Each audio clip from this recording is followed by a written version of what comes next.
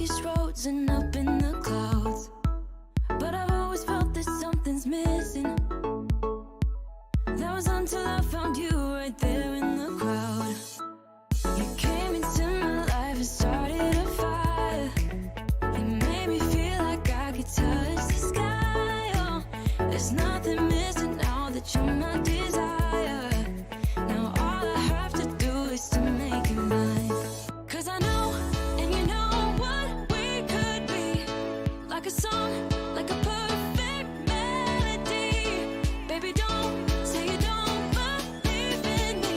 'Cause you know, and I know, we're onto something good. You know, and I know, we got something good.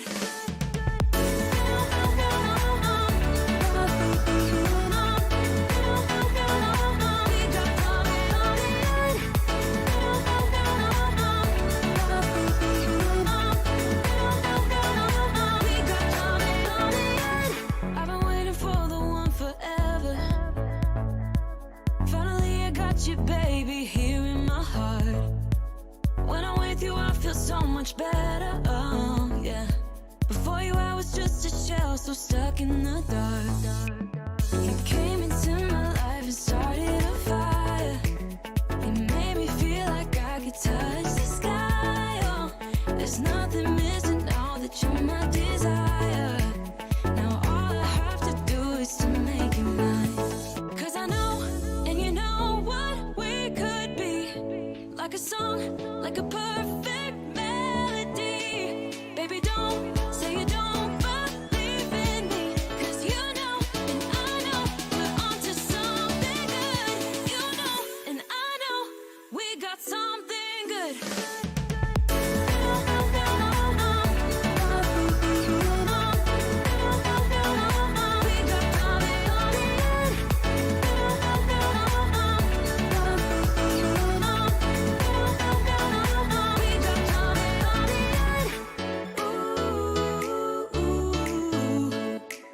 Follow your heart, baby, don't be shy.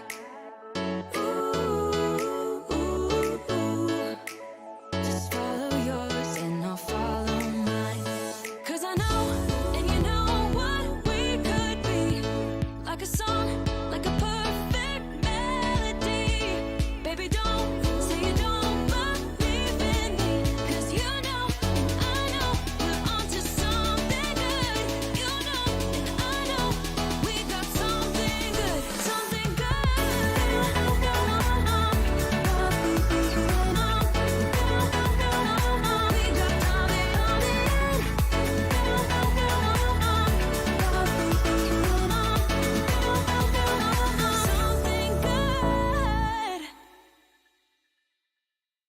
Life goes up and it goes down.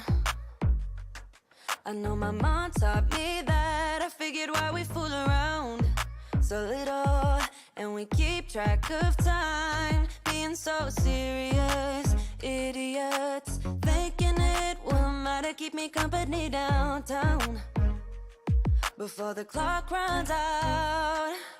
Sun is shining, but the rain is welcome too.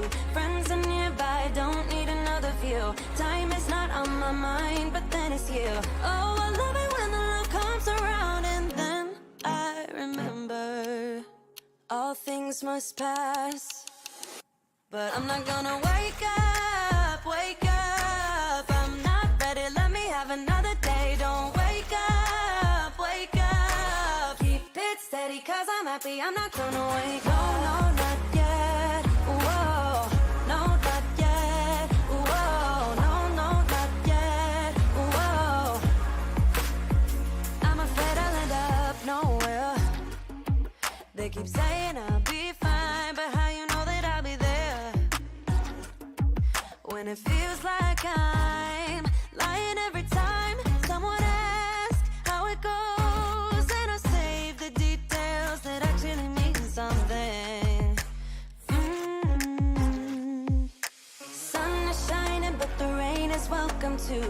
Friends are nearby, don't need another view. Time is not on my mind, but then it's you.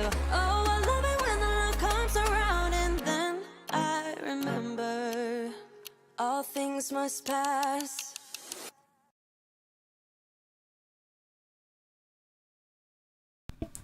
Hello, everybody. How's it going? It is officially Friday. It is Beyond the Doll Friday. Let me, hold on, sorry. Let me change the camera angle real quick. Where did it go? There we go. Hello, good evening, everybody. It is Friday. It is Beyond the Doll Day.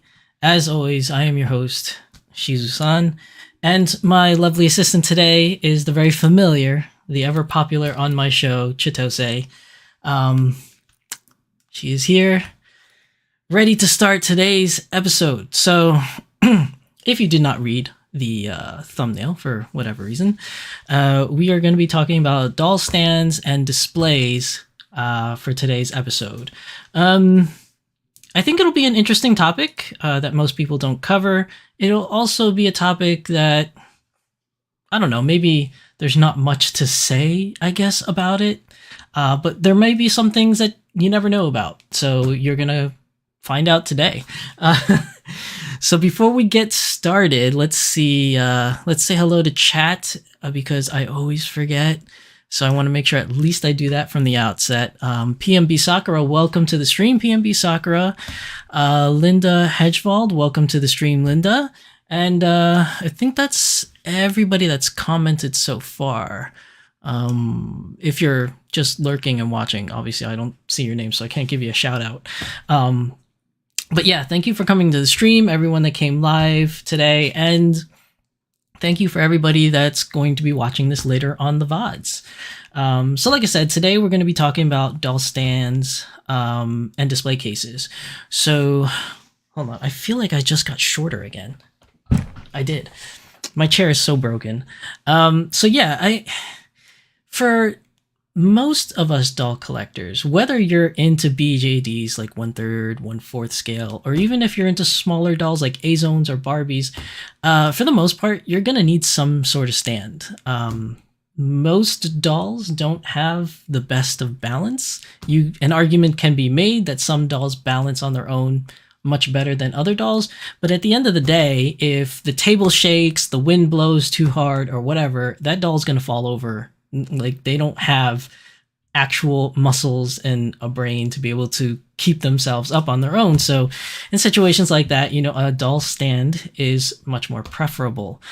And whether you have a smart doll, which has a sports socket, which we'll talk about later, or a regular Dolphy Dream or an A-Zone doll, most of these stands are interchangeable through all the dolls, except for the support socket, which again, we'll touch on more detail when we get to that point.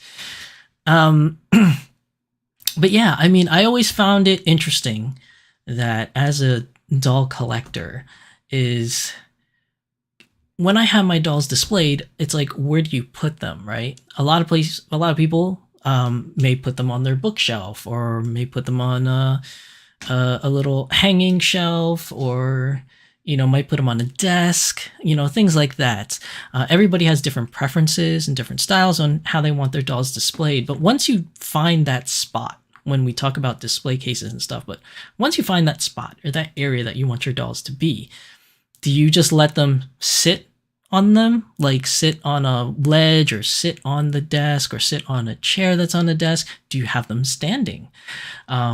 Me, for the most part, personally, all my girls are standing. Now, whether or not they're all using doll stands is another story, but that's because doll stands can be pricey to cheap depending on where you look and which kind of a doll stand that you want to have for your dolls. The price can vary quite considerably, actually. Sometimes you want to get adventurous. Like, I don't have enough doll stands for all my dolls. I really don't. And in my own personal display case, some of the dolls are holding up the other dolls so that they don't fall over. Or in the unfortunate event, if the doll without a doll stand does fall over, it's taking two other dolls with it because the other two dolls are trying to hold the one doll up from falling. Now, personally, I've never had an issue with that. I've never had any problems with a doll falling over, knock on wood. But yeah, I've never personally had that issue. But if you had, let me know. Put it down in the comment section down below. Put it out on chat. I'll read out your comments. But I it's definitely something that I think myself and all doll collectors at least struggle with at one point in time. To get a stand, to not get a stand, to keep the original stand that the doll comes with, or to not keep the original stand. All different and valid reasons or valid points. Chitose is going to go off to her little side corner. Hold on. Okay, so she's off to her little side, and we are going to go off and show you some examples. Now, some of the most basic doll stands that are out there, I'll be covering first, because I think it's like the most easily purchased ones or the easily found doll stands. Linda says, I like to find furniture to put dolls on, like doll-size furniture. Yeah, there's nothing wrong with that. I would love to have furniture for them to like sit on and display them on, but I don't have space per se. Like if you get like one of those cool doll couches, I don't have an area to put that because it's actually really, those couches are pretty big because they want to fit at least 2 dolls. And that could be as big as maybe like 15 inches in length. And then when they sit, obviously their legs have to go forward. And then you would need something about like maybe 15 or 20 inches, long ways as well, to clearance for that. And personally, I don't have the space for that. If you have the space for that, wherever it is that you're displaying or keeping your dolls, that's fantastic. I just personally don't have mine sitting on furniture, which I would, like I said, I would love to do. I just don't have the space for it. That's my main concern for my collection. But yeah, Linda, if you have like the space to have furniture and stuff, that's definitely awesome because then it makes them look like they have a real like spot in your life, like a living place. You know what I mean? But as far as doll stands go, I do want to talk about some other ones. Let me see here. Hey, doll lovers, welcome to the stream, doll lovers. She says, hi, yes, doll furniture takes up a lot of space. Yes, it does. I made myself a doll couch. I made an L-shaped couch. When I made it, I was rather rushed because I wanted to have it finished for a specific event I was going to. So it didn't actually come out the greatest. And of course, it was my very first attempt at making a doll couch. And at the end of the day, when it was finally done, it could seat up to, I think, 7 dolls, which I didn't own 7 dolls at the time when I made it, but I was being ambitious because I was like, at some point I can fit 7 dolls and I'll be ready for it. But the couch itself was huge to be able to fit 7 dolls, and it was long enough. Like it was a regular L-shaped couch. It's long enough where one doll could lay across it long ways and one doll could sit on the L part, sitting up with their legs fully extended. So it was one of those kind of things. And that was large. Like I had nowhere to put it. So after I was done using that thing, it's pretty much been collecting dust in the basement. And I don't use it to hold my dolls or display my dolls. So yeah, that's definitely one thing that I tried to do, and it didn't work out because it was just too large, and I didn't really make it all that nice either. I tried to make it look nice and fancy, but it didn't really come to fruition. Now, of course, that was the very first attempt that I did, so obviously you're going to run into some kind of issues and learn from your mistakes, but I never went back to it. And I made the whole couch out of MDF wood, which, if you're not familiar, is a very compacted piece of wood. It's like taking a bunch of wood fibers or wood grains and like kind of sandwiching together to make it compact. And it's very heavy. So that was another reason that didn't really work out too well. PMB Sakura says, true, I'm finding I'm running out of room. The more dolls I get also, I put some on my desk with stands, mainly the Volk stands for the Dolphy Dreams. Yeah, that's another problem that I'm having just as much as you, is that I used to have space and I was like, oh, I can get more dolls. I have enough space for my dolls to be displayed. And then they started multiplying like crazy. And now it's like, I have no space. And they're pretty much all smushed in my display case that I have them in. It used to be that 3 of them can be in one area, the display case, and fit fine. Now there's 6 in that one space and they're all crowded, and really they all look like this pretty much with like their heads sticking out. It's pretty crazy how much space I'm running out of.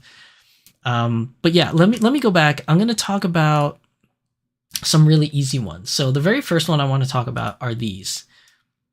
Two different types of doll stands that you can easily buy at places. So the one on the left, on I guess your left as you're watching this, it should be your left, is what we call a waist stand.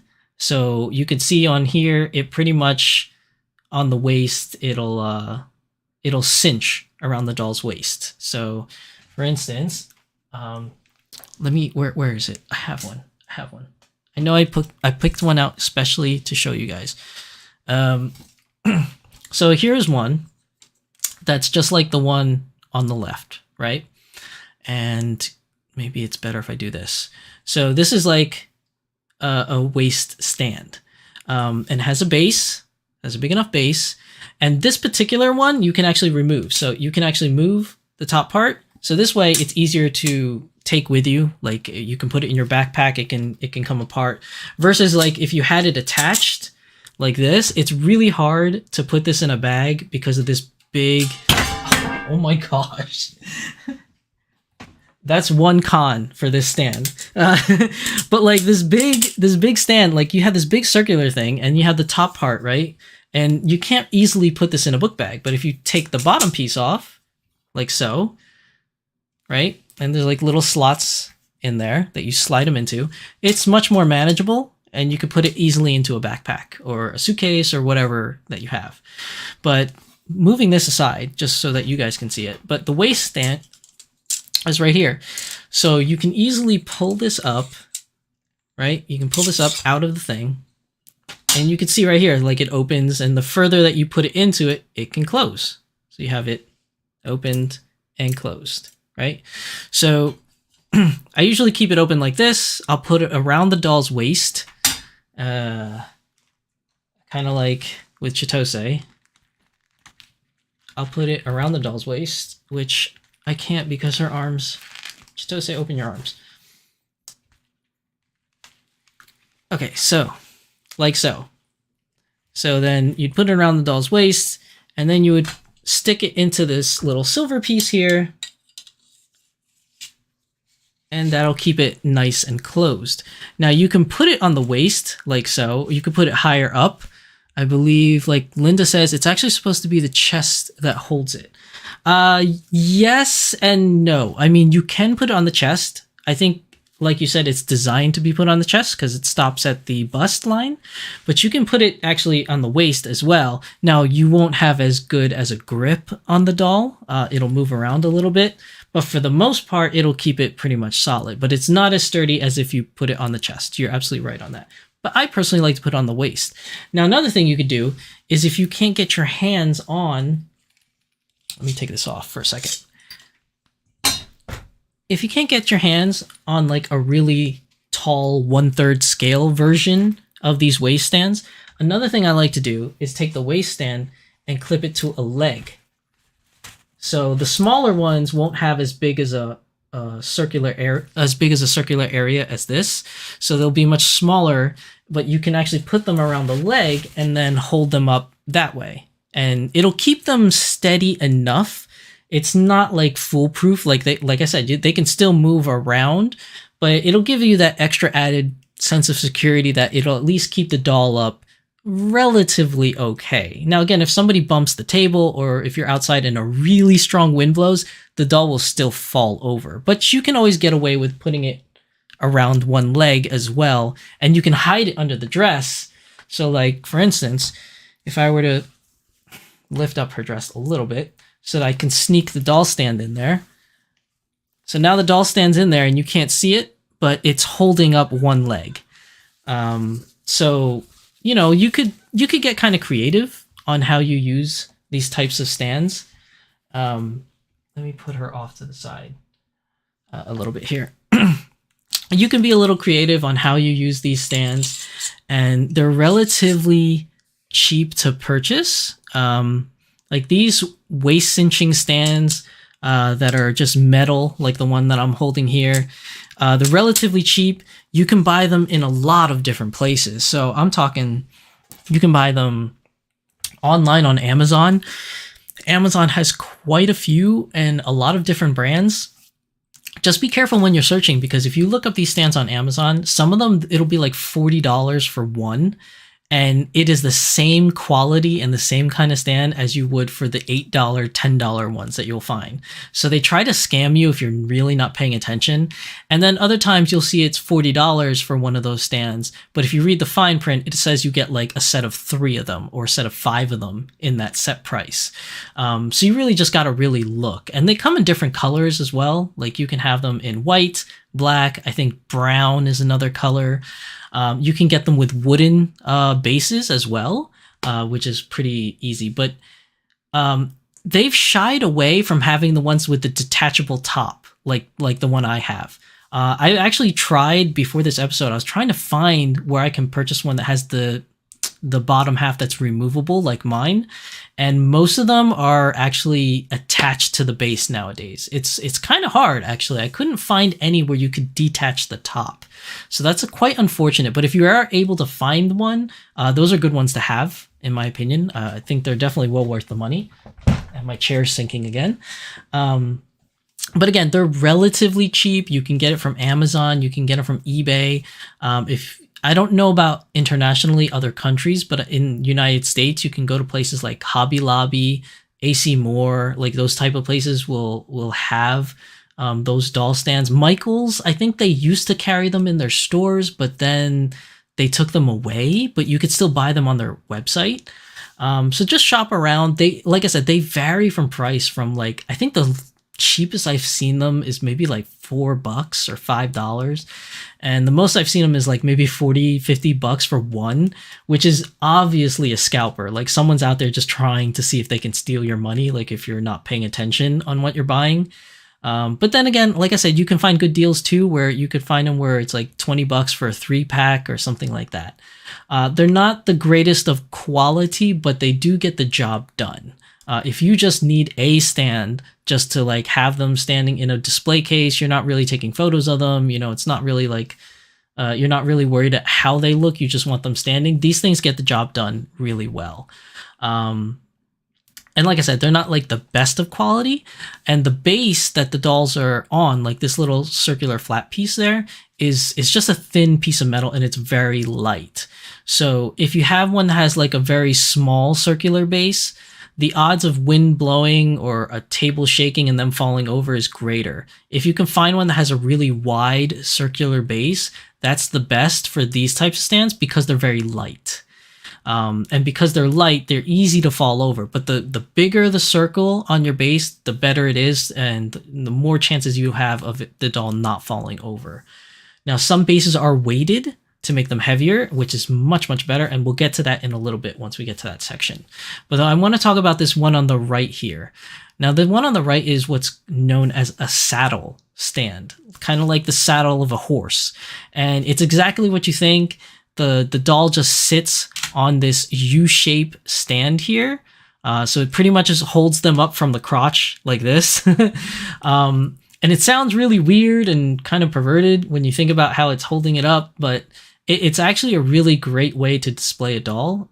Saddle stands is by far my favorite kind of stand because you don't see the little waist cinching part. Like it's very unsightly to see that little metal ring or plastic ring holding around the chest or the waist of your doll, especially when you're taking pictures and stuff. It doesn't look as cool. But if you get one of these saddle stands, they are pretty much invisible. You won't see them at all. Unless the doll is wearing like pants. Like if your doll is wearing pants or shorts, then obviously you're going to see the stand no matter what. But these are the best if they're wearing dresses. So if they have like long skirts or a dress, it's hidden. You don't see it at all. The only thing you'll see is the base pretty much. And personally, a lot of my dolls is like that are not smart dolls are wearing dresses. And the only reason why my smart dolls are not all wearing dresses is because Danny Chu makes some fantastic jeans for girls. And I just love the jeans so much. So most of my girls are wearing those jeans because those jeans are badass. Like I really like smart doll jeans. So most of my smart dolls are wearing those jeans. But my dolls that are not smart dolls are all wearing dresses or skirts. So the saddle stand is the best. For that particular situation. But again, if you're wearing like jeans, short skirts, shorts, or a bathing suit or anything like that, any kind of stand you have, you're always going to see it anyway. So it doesn't really matter at that point. But these saddle stands are my favorite. And this one in particular on the right here that you see here, what I like about this one too is that it's adjustable. So this little piece in the middle, you can make it shorter and taller. So if you want to use it for an MSD or USD is too small, but like an MSD or a Dolphy Dream sister to a regular Dolphy Dream, it'll work. You can just adjust the height. That's not a problem at all. So those things are awesome. Another thing is the one on the left, the waist cinching stand. Not all of these ones that you'll find is adjustable. So you can move the metal part up and down as you see fit. But if you have like an mini Dolphy Dream and you have like a 1/3 scale one, it's not gonna work that well. You would have to buy like a much smaller stand that's for like a 1/4 scale. So that's one thing that's a little bit of a downside to these cheaper waist cinching stands. Now there are adjustable versions, which we'll go over in a little bit, but these two are the cheapest options by far. And the saddle stand, it pretty much just lets you display your dolls and have not too much of a fear of them falling over. But again, since it's only holding them up from the crotch, if you get a strong enough wind blowing, it'll still have the doll falling over. And the base that it's on, like this little base here, is very, very small. It's not very big. It's very, very small. It's only enough to have 1 foot on each side of the doll, like on the actual stand. And it's very light. It's made out of plastic. So any kind of wind or any kind of like really shuffling of a table will make it fall over. But if you're using them in a display manner, like somewhere on your desk, in a display cabinet, something like that, these are perfect. If you're taking them around outside or around other people at a doll meet, they may not be the best options, but they're good if you're just stationary in a display case. They're fine. Oddly enough, the ones that are saddle stands actually cost cheaper. I've seen them go as low as $3 each on eBay. And obviously when you go on eBay or something like that, just make sure you try to find a reputable seller. I mean, it can be hard at times because, I mean, let's face it, false advertisement does exist. So you got to be real careful when you're looking them up. But either way, these two are very cheap options. You can get them from as low as $3 for as much as like $40. But I wouldn't recommend paying $40 for these cheap stands. But they are your bare bones basic stands that you could find almost anywhere. Just a simple Google search away, you'll see a whole bunch of them. Just make sure you get ones that are 1/3 scale, or if they're not 1/3 scale, check out the measurements to make sure that at least it's like, I think 18 inches tall, which would make it good enough for like a 1/3 scale doll. Let me see if there's anything else that I have to say about these in particular. I mean, I have a couple of these cheap waist cinching stands. I have about 4 of them. And then these saddle stands, I actually only have, of the cheap version, I only have 1 of them. And I bought this specific one because I just wanted to see how well it would work. And I actually am in the market to buy more of these. And I have other saddle stands, but they're much better quality, which will come into later on in today's episode. Then next up, another stand that you can get is one like this. This is a waist cinching stand, but it is a snake wire stand. As you can see from here, the curvature, it's basically a plumber's tool, for the lack of the better word. It's like a snake, or you can use it for a snake camera. They have these things called snake cameras where you can bend in different ways, or lights. They have like snake lights that, like, you know, at the end of it, there's a light bulb. But this is, for all intents and purposes, it's an adjustable stand. I call it the snake stand. I don't know if there's really an official name for this. This particular one I bought from Alice Collections. You can also find them on Taobao, I believe. Surprisingly enough, I didn't see any on eBay, but I might have been typing in the wrong keywords maybe to find it. I'm sure they're probably somewhere on eBay or Amazon. I couldn't find them on those places, but I'm sure if you're diligent enough, you probably could. But I definitely found it on eBay. I definitely found it on Taobao. or you can go to Alice Collections, where I personally bought mine. The packaging that they came in wasn't the greatest, but when I opened up the packaging, they were totally fine. So the box got banged up a bunch, but inside the actual product was totally fine. There was nothing wrong with it. Now the quality of this is not, it's not the greatest quality. It's definitely better than the previous two that I mentioned, the cheaper ones. But it's not like, I wouldn't call it like top tier kind of quality, but it'll get the job done. And the great thing about this is since it's adjustable, you can do so much with it. I really love these stands as something that I take out when I go outside. Like when I go to cons, when I do photo shoots, these stands are the best because you can use this to hold the doll up from a leg, and then, you know, have the stand like kind of a ways. And I have one here to show you. Yeah, let me show you. I have one right here. Let me change views.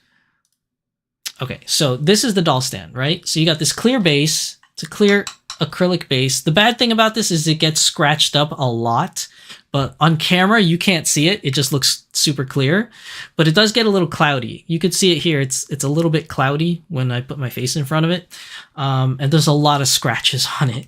But for the most part, it's still great. Like you won't see it like when you take it outdoors that much unless the light kind of reflects off of it. But it's got a plastic, you know, adjustable waist cinching part. So you can do it around the leg of a doll. You can use it to hold up a particular part of the dress. Like if you get multiples of these, one thing I like to do is take my doll out for photo shoots and use this. And I would actually use this to hold like the leg and kind of do it like this. So like from afar, this heavier acrylic part will be on the ground, and then this will hold on to like a leg or part of the dress, and then it's away from like the doll. So when you take a picture, and you have like Photoshop or any kind of like, you know, photo editing program, all you have to delete is just this part and probably like a little bit of this, but you won't see like the whole rest of this because it's way out of frame as it's sideways. I do this a lot with my photos. But another thing you could do is that using it as a regular doll stand, you know, just like it's shown in this picture here, when you want to use it as a regular doll stand, you have to be mindful of a couple of things. So one is that it's adjustable to the point where you can have this on any size doll, from a 1/4 scale doll, which is about 10 inches. You can even use it up to a 70 centimeter doll, because as you can see, you can straighten this out, make this super duper tall, and then just kind of like move this up, and it's really, really tall. So you could do a 70 centimeter doll with this. You can bend it back, and then hold on, let me see if I can do this. It's a lot harder to do when you're on camera. And then you can like snake it back like this, and in like an S shape, and that could be for like, you know, like a regular 60 centimeter doll. Or you can make it further back. You can move it further back and then forward, kind of like this. And you could do it for a mini Dolphy Dream as well. Like you could do a smaller doll. So it's great because it's super adjustable for all different doll types. You can use it to hold the leg. You can use it to hold the waist. You can get multiples of these and use one to hold the leg, use another one to hold like the hair up or like the dress up, like as if giving that wind blowing kind of effect where like it's moving, and then just edit out like these clear things like later in post, which I do from time to time as well. But this is definitely a great stand. The problem is it doesn't make for a good stand in a display case. And as you can see, it takes up a lot of space. So especially the base is so wide, it takes up a lot of space on the shelf or display case. Another thing is that if you use it for a 70 centimeter doll or a 60 centimeter doll, it's not too bad because you can straighten it out and just kind of make it like this where it doesn't take up a lot of space, and you're pretty much fine in a shelf or a display case. But if you want to make it smaller for like a mini Dolphy Dream and you have to put the neck all the way back and forward, like look up how much space this takes up like horizontally. Like if you want to put this up on the shelf, this back part is going to either hit the wall or the back of the bookcase or something. You know, it takes up a lot of space to compact this snake. Now I guess you can make it go different ways. Like you kind of make it go maybe if you use a lot of force, you can kind of like scrunch it up. This is like hard to do on camera because I'm trying not to hit my microphone and everything, but you can kind of scrunch it up a lot like this to kind of like cut down on how much space it's taking up. You see like a lot of like things you could do with this. So you could kind of like, you know, wiggle with it and finagle it to make it take up less room. So you could do it this way. That works too. I personally just don't because it takes a lot of effort to kind of like this is not that easy to move. Like it looks easy, but it's actually really firm. Like it's like you actually have to use a lot of muscle force. So if you have like arthritis or tendonitis in your hands, that this may not be the best for you because it's very, very stiff. But yeah, you can like kind of like do all different kinds of crazy things like this to make it fit on a shelf, but it does take up a lot of space. And for like a display case or a shelf, this may not be your best option for a stand. But for going out to conventions, to doll meets, for photo shoots, this is definitely hands down one of my favorites to take with me because it's just so versatile. And the best thing about taking this out for photo shoots, for doll conventions or doll meetups, is that you can take it apart. So this bottom base, it just simply unscrews. So let me just unscrew it for you guys so you can see. There, see? The bottom piece comes off, and then you can like take this piece and just kind of wrap it around the display case and put it in your bag, and it takes up very minimal amount of space when you can do it like this. So this is another reason why this is great to take with you for doll meetups, doll conventions, photo shoots, things like that, because it won't take up too much space in your bags, as you can, you know, take it apart and make it compact. So again, you could find this. I bought this personally from Alice Collections, but you can find it at, you know, eBay or Taobao. I'm pretty sure you could probably find it on Amazon or something like that. I just couldn't find it when I was looking for it today. Again, probably the wrong keywords I used or something like that. You probably could find this on eBay as well if you really look hard.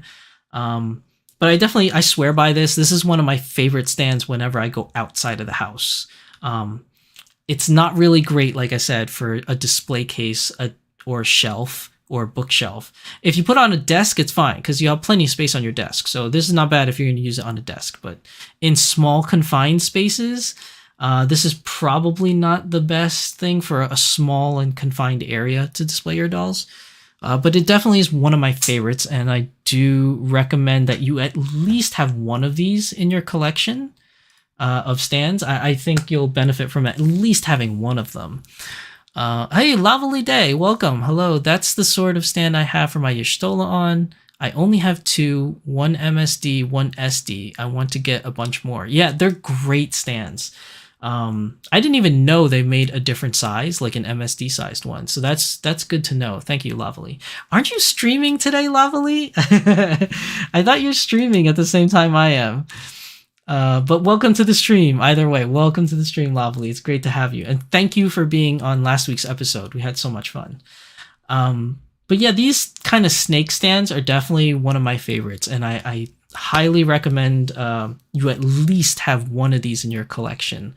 I think you can really benefit from having one. And I think I sank again. I did.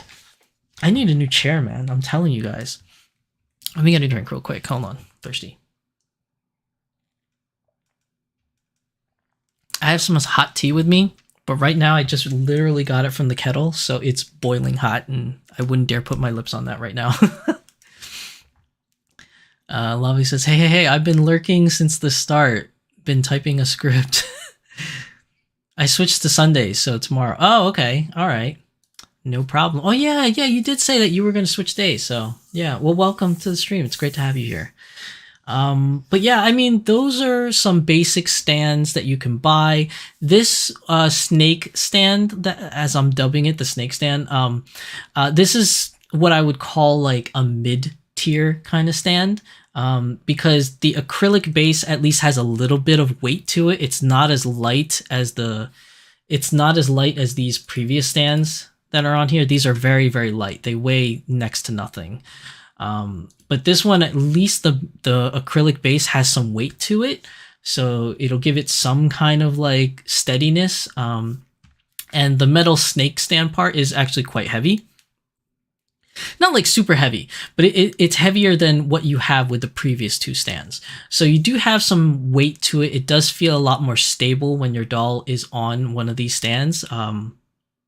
It's definitely great. And if you get this particular one, I do like how the waist part is semi-clearish. So, you know, to the naked eye, if you're right in front of it, you'll still see the stand. But from far away, like if you're looking at your display cabinet or wherever your dolls are displayed from a distance, you can't really...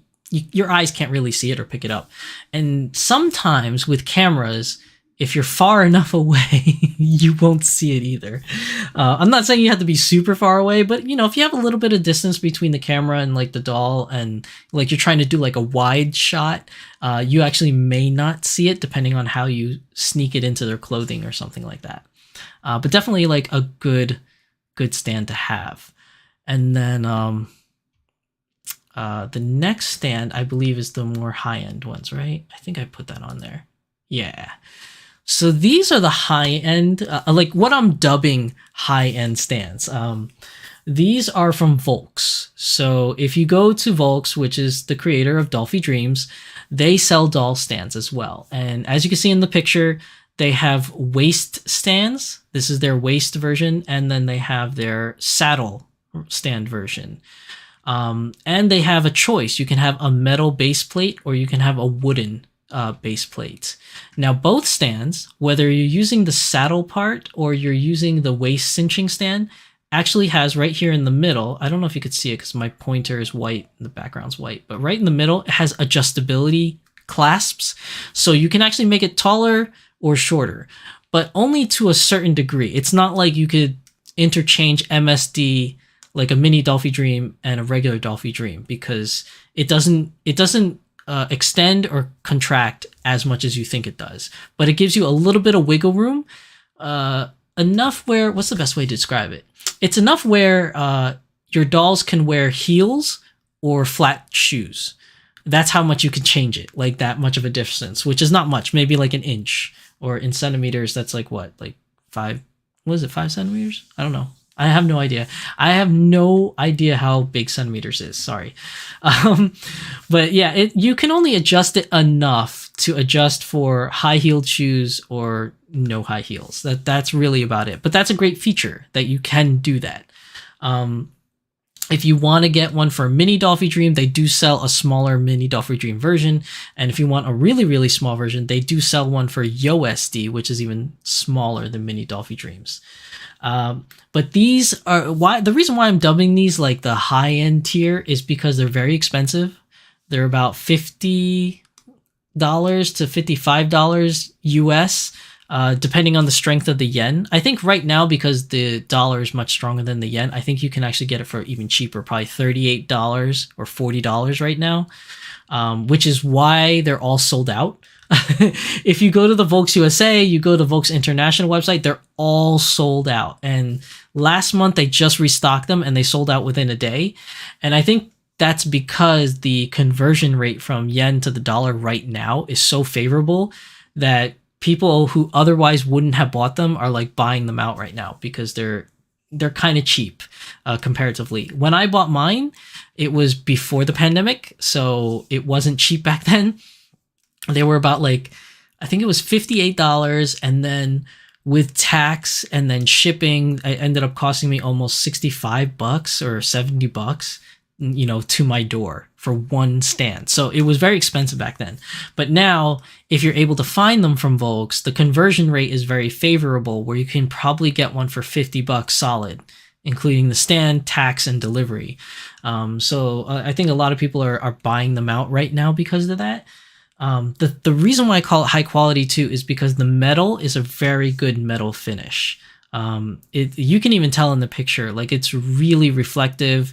It's a nice quality, and even though it looks like it's thin, it's actually really heavy. And to give you an example, I do have Asuna here. She's on here 2 days in a row, or 2 episodes in a row. So let me see.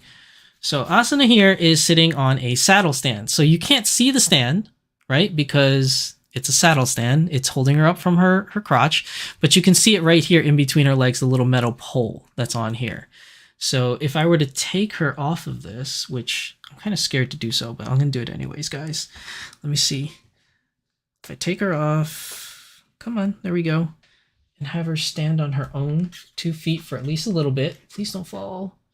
Chitose, hold her up. So you can see here, this is the metal stand. This is the U shape. It's actually quite big if you put it up against my eye. Like if you want to see the width, it's like enough like a monocle. It's quite big. The only downside I see to this is that these little triangle pieces here, they're quite large, and depending on what kind of dress or skirt they're wearing, this does show through it. So like you can kind of see a little bulge out of their skirt, which is kind of funny to say, but they'll be wearing her skirt or her dress and you may see this bulge sticking out because it is quite wide. But this stand is really heavy. I would say it's like a good, maybe like 3 pounds, maybe like 3 pounds. I don't know what that is in kilograms.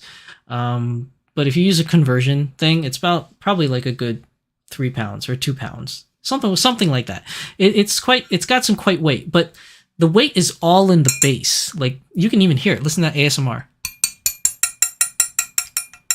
Right? That's my ring hitting up against the stand. It's like a really good heavy metal, and you can see it's not very thick. It's very thin, but it has a lot of weight to it. And I took this stand out with me on a doll meetup outside with friends by the river, and there was a lot of wind blowing that day. And one of my friend's dolls was on one of the cheaper stands, and it almost fell over, whereas mine was holding steady. Like these are really good. Has a lot of weight, has a very large base, as you can see, and it just keeps the doll from moving or toppling over. This is a great stand. Now they have different versions. Like you can see there's a curve. It's not completely straight, so that this part kind of goes a little bit behind the doll. But they have versions that come out directly out of the middle of the stand and go straight up without the curve here. But this one is a C-type. I think they call it the C-type. This is my favorite type. I have 4 of these right now. So that means I spent around $200 for 4 of them. They're very expensive. I wouldn't recommend this for people as an everyday stand, I guess. I mean, personally, it depends on your disposable income, right? If you're willing to spend a lot of money on a stand and you have a good amount of disposable income, then yes, I would say buy this, don't buy anything else. But in reality, these stands, in actual reality, they're very expensive. That's why I only have 4 of them. I know some of you in chat are probably like, only 4? That's almost $200. I know. It's expensive. I told myself I would only buy 1 just to test it out, and I ended up buying 4. But these are really great. And then there's a little clear piece here. This is the adjuster, so you can make it higher or lower, depending if your dolls are wearing high heels or not. And it's collapsible, so I can unscrew this just like the other one. Come on, unscrew. See? And it's easy to travel with. You can easily take this apart, put this thing in your book bag, just like so. It takes up next to no space. I mean, other than height, because this thing is high. But definitely one of my favorite stands of all time. And when Volks restocks these, I'm definitely going to buy more, because not all of my girls have stands. I think I have 5 dolls right now that are just standing without stands, being held up by other dolls. Like literally the other dolls have their arms around them, holding them up so that they don't fall over. But yeah, these stands are definitely by far my favorite. Hold on, I need to put Asuna back on here, because I don't want her falling over and taking Chitose with her. Is that on right? Sometimes, like when I put these girls on these saddle stands, I get the dress caught in the saddle. So you kind of have to adjust. There we go. Now she's good. Okay. So going back to the presentation. Okay, so you have these 2 bases. Now, unfortunately, I do not own one of the wooden stands, but my friend does, and I've seen it in person. And if you're wondering, yes, the wood is just as heavy as the metal, stand, I'm assuming that this metal stand part is inside the wood part, because this wood is very much so weighted as well. So the wood, it's just as heavy as the stand, as the metal stand. So if you like the wooden aesthetic, go for the wood. And whether you pick the wood one or the metal one, it's the same price. So if you're worried about price differences, it's the same price. No, it doesn't matter if you get metal or wood. And again, the wood one also, like the C-clamp, it is adjustable. You have this adjustable piece here, and you have an adjustable piece here by the waist, so you can open and close the C-clamp. So that part is adjustable as well. This part for the sandal stand is just metal. There's no adjustment here on the U-shape, so you can't do anything about that. But definitely my favorite stands, hands down.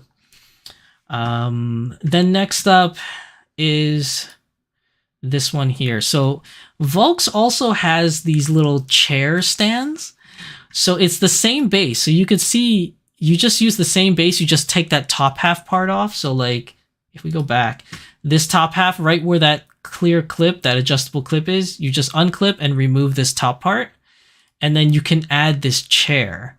So it becomes like a standing chair, almost like a bar stool, pretty much. It's pretty much a bar stool. And they come in different colors. If you go on the Volks International website, I believe they only have white and black. And I think white is currently sold out, and I think black is still available. But for whatever reason, if you go to Volks USA, they have a myriad of colors. So you have purple, pink, turquoise, white, black, and I think mint green is another one. Now I say Volks USA has these colors, but they're all sold out. So don't be like, oh, I'm going to jump onto Volks USA right now. Like, they did have them at a certain point, and then I believe they're all sold out right now. So you can't even get any of the colors. If anything, I think maybe the purple one is still available, last I checked. But you'd have to go on Volks USA and find out. I've personally never purchased one of these because I don't have any space for it. It doesn't look like it takes up a lot of space, but it kind of does, because you got to remember, it has to be big enough to fit, the doll all the way up to its thighs right here. So it does take up a lot, not like a huge amount of space, but it will definitely take up more space than, let's say, this. So I don't have that. And then 2, I don't like my dolls sitting. And the reason why I don't personally like my dolls sitting is because most of my dolls are still wearing colored clothing. And if you have a doll in colored clothes and you have their skin resting upon something for a long period of time. So let's say the butt area and the thigh area. If they are on a colored fabric, like you have some actual weight of the doll on top of colored fabric, it will stain in time.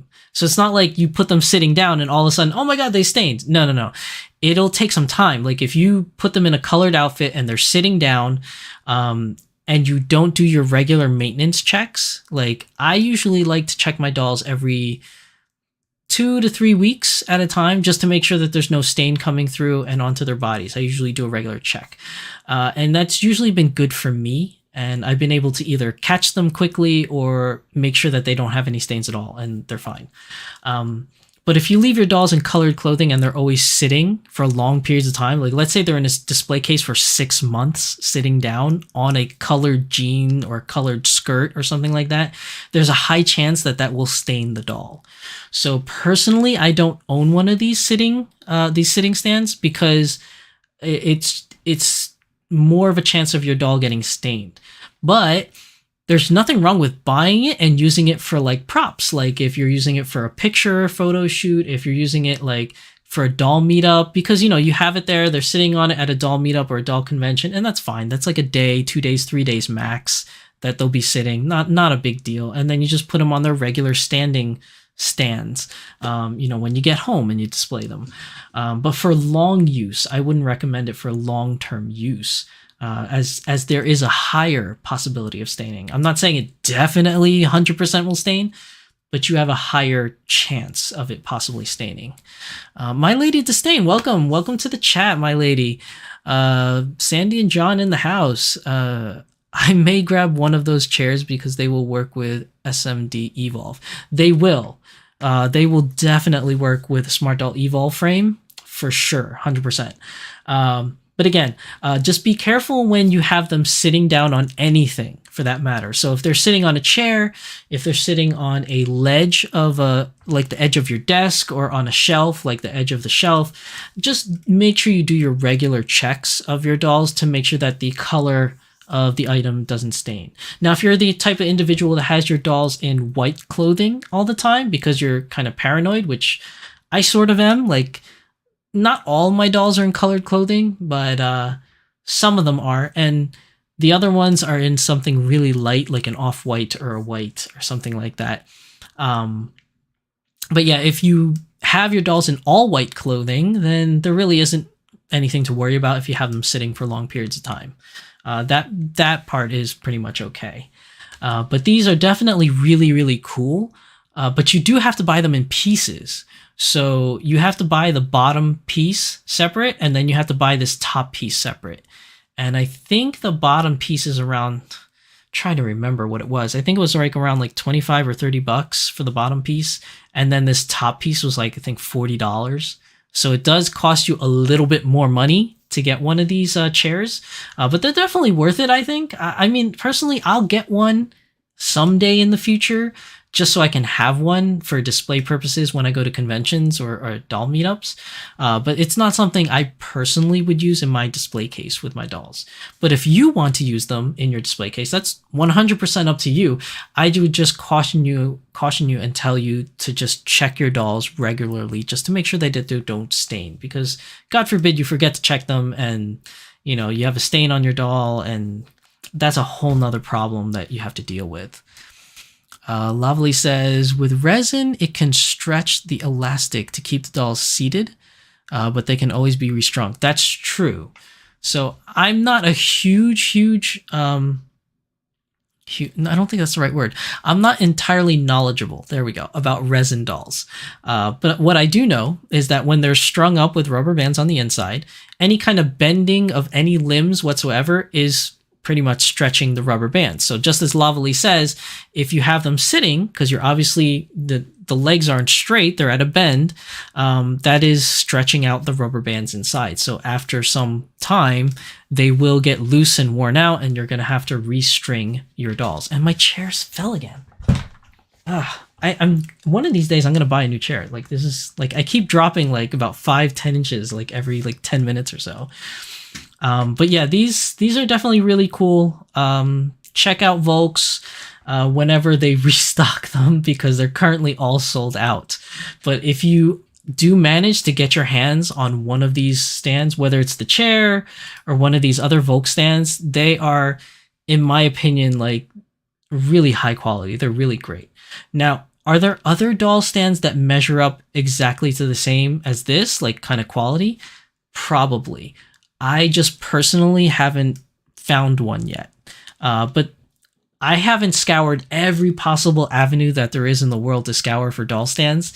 I've checked out a myriad number of places, and the places that I checked out, from Taobao to Amazon to eBay and things like that, I haven't found anything that really stacked up to this kind of quality as of yet. But again, there may be a store out there, there may be an Etsy page out there that I have never seen before that has something much better than this for cheaper, maybe even. If you do find it and you're able to find one, put it down in the comment section down below, or give it a shout out in chat if you're watching this live stream, because a good doll stand is hard to find. And yeah, that sounds so cringe when I said that, didn't it? That sounded so cringe. I don't know why, but that sounded kind of cringe. But like, a good doll stand is really hard to find. And if you're able to get your hands on the Volks ones, at the very least, I would recommend having at least one Volk stand in your collection, just so you can have a comparison from other things. But yeah, those are definitely my favorites by far, is this metal. I like the metal ones and the saddle stands. My hands down personal favorite. But if you have a personal favorite, let me know in the comment section down below, or anyone in chat. If you have a personal favorite doll stand, share it with us. And if it's one that I haven't had, I probably will try it out, because I'm always up for a new doll stand. Now, next up,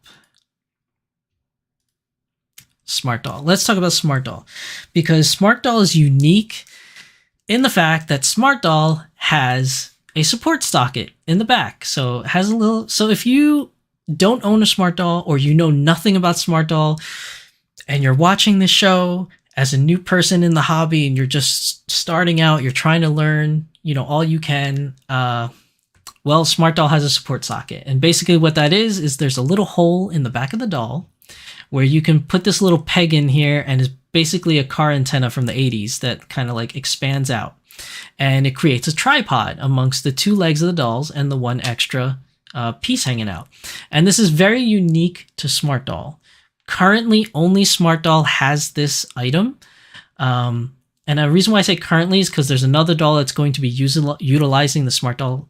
Well, it's not a Smart Doll plug, but there's going to be another doll that's going to be utilizing the same features of a socket in the back. But currently, retail-wise, Smart Doll is the only one that has them released right now. And it's great stand. If any Smart Doll owner that is watching this, either live on stream or at a later date, will acknowledge the fact that these are great because they're collapsible, easy to take around. You can fit it in your pocket. You can carry multiple ones in your bags. They're great to use for your Smart Dolls. Now, it only works on Smart Dolls. You can't use it on a Dolphy Dream unless you want to cut a hole in the back of your Dolphy. It won't work on A-Zone dolls unless you want, again, cut a hole into your A-Zone doll. It is unique and only to Smart Doll. But it does get a mention in doll stands because I think this is a really cool design, and it may be the way of the future for certain doll companies. And the reason why I say that is because A-Zone is going to be releasing a new doll at some point that has a socket type in the back as well. I forgot the actual model name. I talked about it in the Doll Symposium about a year ago. I think it's been a year now, where they announced it. I think it was called the A-Zone Q7 doll prototype. And it looked very much so like a Smart Doll. It was very, very close, except it had, slightly different features, but it's very reminiscent of a Smart Doll. I wonder if A-Zone looked at Smart Doll after a while and they were like, we can make our own version to it. So it's definitely something that is coming out on future dolls. As I said, when A-Zone finally gets around to releasing their Q7 doll, it does have a support socket. Whether or not that'll be interchangeable with Smart Doll stands, we have no idea, because obviously it's a prototype. We don't know what's going to be in the future. What's going on in chat? My Lady Disdain says, so we don't want any one-night doll stands. You guys are killing me. That's a good one. That's a good one. I like that. I like that.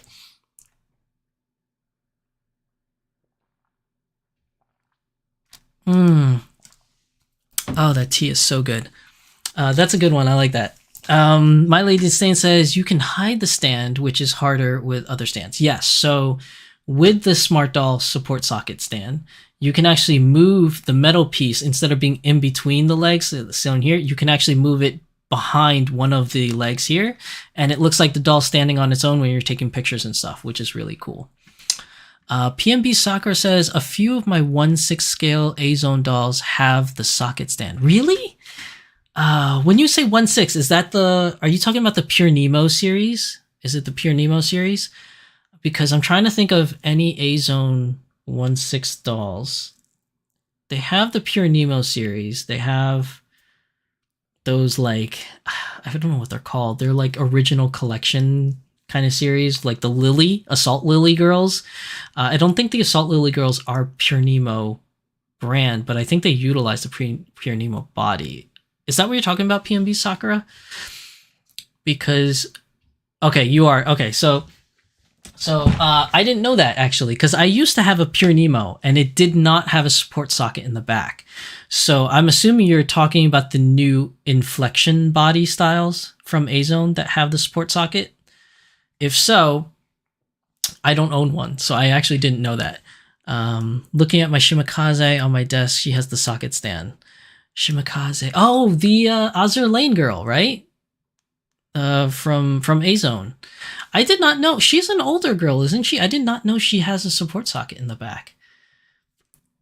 But yeah, like I said, what's it called? A-Zone, is adding support sockets. I thought that the first doll with support sockets will be the new Q7 doll.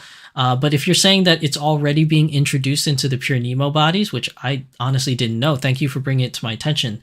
That is another reason why these support sockets are definitely coming out and about. My Lady Disdain says, don't some of the Nendroids have socket type stands? Yes, the Nendroids do, but the Nendroids also aren't like dolls. They're action figures, so to speak. But yes, they've had some sockets in their back for a long time. I think since the inception of Nendroids, I think they may have had it. No, wait, I think my earlier Nendroid did not have one. So it may be something with the newer ones. But I do know that like Figmas, a lot of Figmas had it too. They had like a little hole in the back that you attach it to. But for doll-wise, I think the only ones with dolls is Smart Doll, and now it's been brought to my attention, thank you PMB Sakura, that A-Zone dolls for the 1/6 scale Pure Nemos, the newer ones, the inflection bodies, they have a support socket. Now, whether or not because I don't have one, I don't know, whether or not a Smart Doll stand would work on those, I have no idea. But then again, the Smart Doll stand, even when you collapse it, might be way too big to fit on a A-Zone anyways. So that could be another thing. But from Smart Doll, the thing I think is interesting about the support socket stand from Smart Doll is that this is the newest version, the clickety stand, right? I think the newer ones are black, but the clickety stand is something that's relatively new, I guess you could say, from Smart Doll, as opposed to the older stands, which didn't have like the ability to, oh wait, no, I'm skipping too far ahead, that didn't have the ability to move up and down this little socket joint here. It was just a solid piece. So you can only wiggle it like side to side. You couldn't make it move outwards. But that was the original one. This is like, I guess, a version 2 version of it. But they did have other stands, which are now subsequently gone, which I don't know the reason why. Maybe they weren't profitable. Maybe Danny Chu wanted to make another, design choice or whatever it may be. But one of the older stands was this, which was called the Air Stand. And the Air Stand, like this one here, is a metal or graphite one. I didn't own one personally, but they also had a plastic one, which was a lot cheaper. I say a lot cheaper, but the plastic one was still like $80. And this metal one was like $110, I want to say, for the metal one. And you could see in this picture here on the right that it had the adjustable screw. So you can make it where your dolls were floating in the air kind of thing for different kind of poses or things like that. This was a great stand. I didn't own one personally, but when Danny Chu came to Anime NYC, he brought one of these air stands with him. And I got a chance to kind of like play around with it for a little bit, and they're really, really cool. I did like it. I just wasn't willing to pay the $100 price tag on it, but it definitely was a very cool stand. And for the few people out there in the world that actually own these air stands, they're pretty cool. I really do like them. I don't know about the plastic one.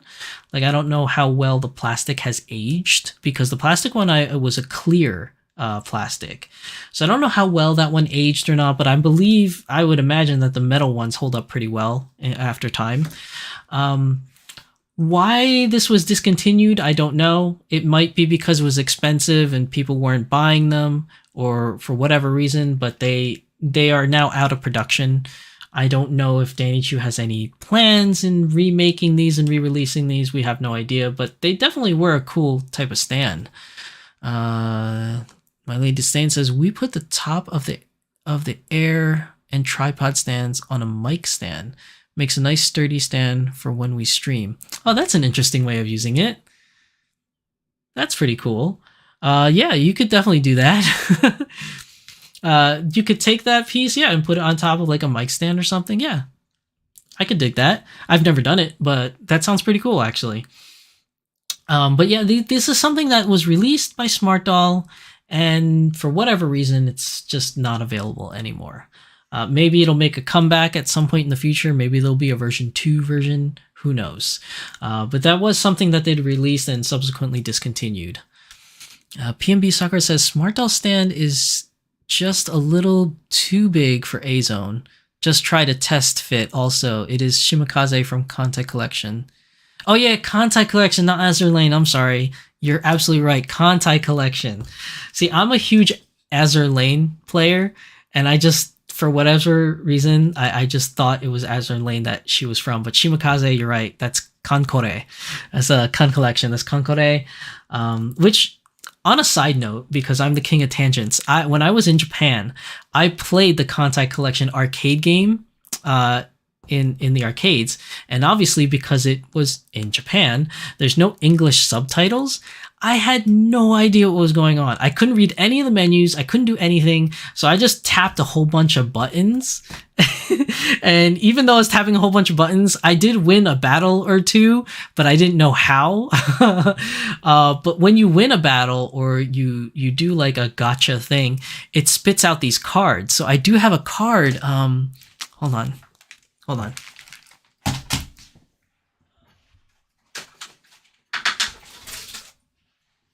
I forgot which girl I got. I don't remember which one. But it wasn't like some crazy good character. But I remember I was playing that Kantai game, and they gave me, let's see. These are the ones I won out of that card game. So like this is the back of the card. It's just like Kantai Collection thing. And then I don't know who this is. If somebody knows how to read Japanese, maybe you can read. Focus. Maybe you can read that. I don't know. But I got this girl, right? And then I got this one, which, I know this girl by face, but I don't know her name. But I got her as well. And the cool thing about that game, because I'm on a tangent, is that you get these cards, right? And then there's like this little cutout hole on the arcade machine. And you just kind of put these cards in that hole. So it's not a card reader like a bank card. You don't put it in a slot. It's just like an empty hole. And I guess there's some kind of sensor in that hole or something. But you put these cards in there and it reads them. And then you can use these characters in the game to play against, the computer or other people, which I thought was really cool. But I didn't know how the game was played. I didn't know how I ended up getting these cards. I just mashed a bunch of buttons and then these cards started popping out. And I was like, cool, I can use this. But that was definitely something fun. Small little tangent about Kantai Collection that since we were just talking about it. PNB Sakura says button mash for the win. Yeah, that's pretty much all I did. I button mashed that game. Because again, I'm in Japan, so there's no English subtitles on their arcade machines. There may be some games that did have it, but all the games I played were all in Japanese, no English subtitles. So I pretty much guessed. The fighting games, it doesn't matter because it's just a fighting game. You don't really need to read anything. The initial D game, I didn't need to read anything. You just race. So that was kind of fun. But things like Kantai Collection that had some reading and some instructions and stuff, like I had no idea what the hell I was doing. Crypt, welcome to the stream, Crypt. If it isn't Genshin Impact, then my life has no meaning. I'm assuming you're a Genshin Impact player. Okay. I am curious about Genshin Impact, but I've never played it because I'm playing way too many mobile games right now for my own good, and I just can't afford Genshin Impact because I'm playing Azure Lane, right? I'm playing Frontline Girls, which is, I love that game, and I'm playing War of the Visions, Final Fantasy War of the Visions, which is my #1 game I'm playing right now. It's basically, if you guys like Final Fantasy Tactics, Final Fantasy War of the Visions is a mobile version of that with gacha, put to it, of course, because everything nowadays, mobile games wise, is kind of like a gacha, pretty much all games.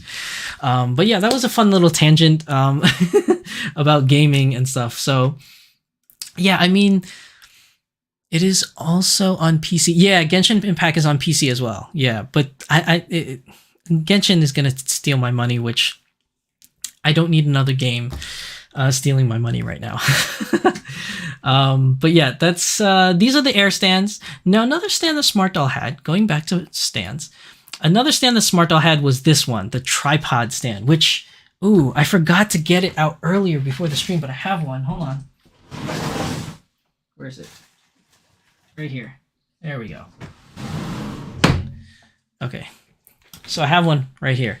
So these little tripod stands were pretty cool. This is what it looks like. I don't know if you guys can see that, but yeah, this is what it looks like. In the bottom piece, you just kind of push this down, and there you go. Opens up. Just like a stand for like lighting equipment, you know, for a lighting equipment, for a backdrop, things like that. And the cool thing was, okay, so this is, you know, for the most stability and support, right? But you could also make it like this, and you can have it little, you know, like if you didn't have a lot of space to put this in, you can kind of like push it up a little bit. It'll still hold. You still have 3 points of contact on the ground. But if you wanted like maximum durability, you could do this. Now it also had a thing on the bottom. I don't know if you guys can see it, but there's like a little screw there. So you could, I don't have a Phillips head, do I?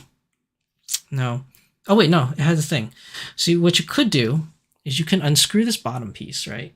I don't know if this works for the air stands or not, but there's this bottom piece that you can screw out. And then there's that hole. There's like a hole there with threads, and you can actually attach this to a tripod, like a regular tripod stand for your camera.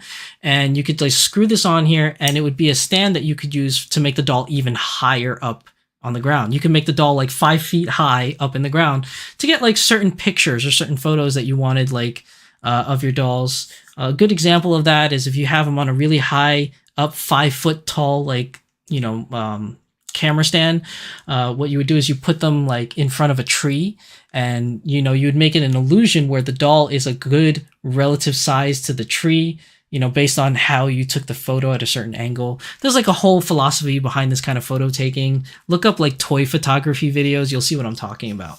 But it was great that it had that little hole in the bottom, because you can actually attach this to a tripod for your cameras and make the doll even taller or higher up. Another thing was it has this piece here. So you can unscrew this and you can extend it to make it even taller. So you have like a really, really tall doll stand. So this can also collapse.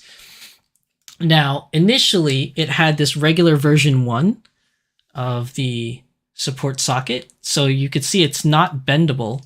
But I have a turbo joint, which Danny Chu used to sell, but they don't sell them anymore.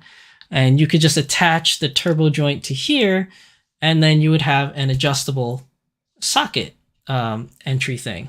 So both this turbo joint here and this old school stand, or this stand or the air stand, are all discontinued items from Smart Doll. If you were able to find them for sale, used, like if someone's willing to part with theirs, they're definitely cool items to pick up.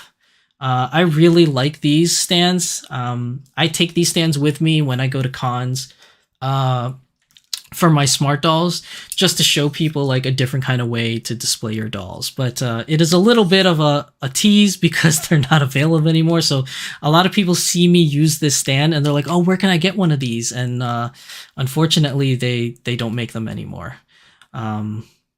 So I am sorry. I don't mean to tease people. It's just I really like this stand to use when I go out. But if you're able to find one used, they're definitely a great thing to buy if you could find a used one. Like if someone's willing to sell them, these things are pretty awesome. I like these a lot. And as you can see in the picture here that I have, you know, you see it attached to the support. Went too fast. You see it attached to the support socket here, and it, you know, the one thing that you could see in this picture too, these legs. So let me go back to the bigger camera view so you guys can see these legs here. Like you see how they branch out really far. Like the only problem I have with these legs is the same thing that you see in the picture here, is that their feet and their shoes can get in the way of the legs. So sometimes when you're trying to pose on this type of stand, the doll's feet or legs are in a weird area. So sometimes I try to pose the doll in between, like right here where they're away from it. But if you pose them like this, obviously the legs are going to come in contact with this piece here. So you just got to be mindful when you're posing them using the stand that the little feet are not in the way of the doll. Let me see. I'm going to put that off to the side, and I need some more tea, man. Hold on. Give me a second, guys.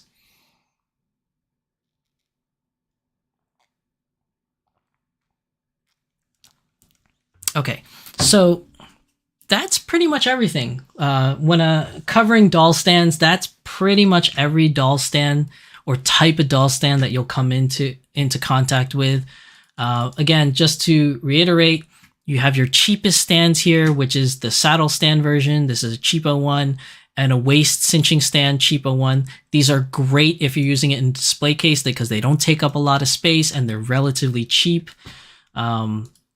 This is what I would call a middle grade. These things are definitely, the snake stands are very versatile. I use them all the time when I go out to like photo shoots and cons and stuff. I always at least bring one of these. And then of course you got your high-end stands from Volks. You got the U-shaped ones, the waist cinching ones, metal or wood. And then you have the Volks specialty chair stand, bar stool stand things. And then from Smart Doll, everyone gets these clickety stands. They all come with the doll. The color will vary, obviously, because Danny changes it up every now and then. And then the older stands for honorable mentions is the air stand and the tripod stand that he used to have, which, I don't know, maybe sometime in the future he's going to re-release them. I don't know. Maybe he will, maybe he won't. But if you do find them, they do exist. And if you want to get your hands on one, just do a couple of Google searches or check out doll forums. You know, somebody may sell one at some point. And before you guys ask, no, I'm not selling mine. I really like mine and I use them a lot. So I have no plans on selling mine. Now, going up to display cases. Displaying your dolls is definitely something that you have to keep in mind. And before I talk about that, I forgot, PNB Sakura says something. PNB says, I believe that first card is Murakumo and the second one is Fumizuki. Oh, you're talking about the Kantai collection cards. Oh, okay. Yeah, I have no idea what their names were. But it's just cards that the vending machine, that the arcade machine spit out for me to keep. But yeah, going back to displaying your dolls. So when you want to display your dolls in your house, there are a myriad amount of choices that you can use. You can use the top of a dresser, like the flat top of a dresser. Like if you have like a regular clothing dresser that has like 4 drawers or something, you know, like the top of it has nothing. It's just like a flat top. You can always put your dolls on there. You can put your dolls on a desk. You can put your dolls on a bookshelf. You can put them on a hanging shelf. Like you can pretty much put them almost anywhere that you want to put them. But if you want to go that extra mile, like if you're willing to take that extra step, right? You could go for one of these. And this is what I currently own. This is what I use. This is what they call a Detolf or Detolf from IKEA. So it's just 2 wooden panels, top and bottom. Depending on where you buy them, like different locations of IKEA might have a white top and bottom, a black top and bottom, or a wood color top and bottom. If you're buying it from the internet, like I think you have a choice of colors maybe. But the only ones I've ever seen is black, white, and wood colored. And then it just has these metal spokes keeping it in place, and then 4 glass panels, 3 on each side and 1 glass door panel. I have 3 of these. 1 is currently housing all my Gundams and Gunpla, and then the other 2 are housing all my dolls. So you can see on this shelf, there is 1, 2, 3, and then the bottom plate. So that's 4 different areas. Now, on a 60 centimeter doll, unfortunately, they won't fit in these shelves. So you actually have to take out the topmost shelf, and you have to take the second from the bottom shelf out. And you essentially, 1 doll can fit in 1 top half, and 1 doll can fit like height wise, you know, you can fit a 60 centimeter doll in the bottom half and the top half. So essentially what I'm trying to say is you have 2 shelves, the bottom shelf and the top shelf. That's all you can use because these dolls are so big. So you won't be able to utilize the 4 shelves here. You can only use 2. And I can fit, personally, I fit 6 dolls on the top and 6 dolls on the bottom. You can comfortably fit 6 dolls.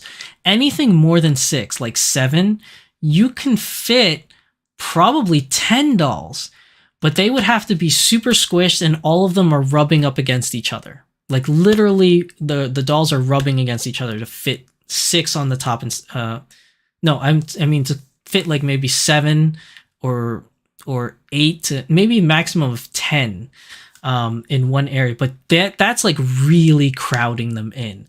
And then if you do that, then you have to worry about color transfer, like whatever clothing one is wearing, even though it won't stain that doll, it might stain the doll that it's smushed up against, because a hand and arm could be up against like a black or a red skirt or something like that. And that is just a catastrophe for staining. But for me personally, I can comfortably fit 6 on the bottom shelf and 6 on the top shelf without them really rubbing against each other. There's enough space where the dolls aren't like super up against each other, where there might be color transfer to arms or legs or anything like that. So I would say if you were to purchase a Daytolf, the most you can house is 12 dolls per Daytolf. And I have 2 of these Daytolfs, and there's not enough room for all my dolls. So I literally have 24 dolls in my 2 Daytolfs, and then I have other dolls that are still in their boxes because I couldn't display them anymore because I had no space. So I had to put them back into their boxes, and they're not really seeing the light of day right now. So I have to interchange them from time to time, take one out of the box, put it on the shelf, and then take one from the shelf, put it in the box, and cycle them out. But that gets kind of tiresome after a while. So I have some dolls that's just been in boxes that don't see the light of day, which is very unfortunate. But that's just what happens when you buy too many dolls and you don't have enough space to display them all. Now, could I put them out on a bookshelf? Yes. But the thing that I like about these Daytolfs is not only do they look cool and fancy looking, but I also like the fact that there's a door. So I have a lock. It doesn't come with a lock, but you can buy a locking mechanism from like Home Depot or something. It's just like a little latch that covers the front of the door so you can't easily open it, because I have kids. So I always lock mine so that the door can't be open and kids can't get into it. But obviously if you put them on a bookshelf or something like that, and you have like young kids, they can easily grab it off the bookshelf or something like that, depending on how high you have that shelf, or they can kick the shelf or push the shelf until the dolls fall off the shelf and then they get to your dolls. So I personally like this because it has a door, and I can add a lock to the door so that, you know, the kids can't get to them. Another thing that I like about this is not only does it have a door to close, but they don't get as dusty. They still get dusty, but they don't get as dusty, because on every corner of this shelving system, there is an open slit, because the 4 pieces of glass are not so close that they don't let air in, kind of thing. Like, it's not like a sealed box. So each corner of this case has like a small slit that you can fit a credit card through. And because of that, you know, air comes in and out and flows in and out of the case. And over time, you'll get dust in there. So you still have to dust your dolls and dust the shelves in there. But your dolls won't get as much dust on them as if they're just sitting on a shelf, just normally. And maybe that's just my problem that I have, because most of my dolls are on display and I never touch them again, unless I want to change an outfit or I'm taking them to a convention or photo shoot or a doll meetup. Then they come out of the case. But other than that, most of the time they only stay in the case all the time and only come out when I go outside the house, or they come out for the doll symposium or Beyond the Doll episodes where I can have one, you know, like I have my 2 lovely ladies here with me today to show you guys. But most of the time they just sit in the shelf. So sometimes I do have to dust them off and dust the shelves because I haven't touched them in a while. If you have an open bookshelf that you have and you don't have any kids or animals that can get to them, then the only thing about that is that they're more prone to get dust on them.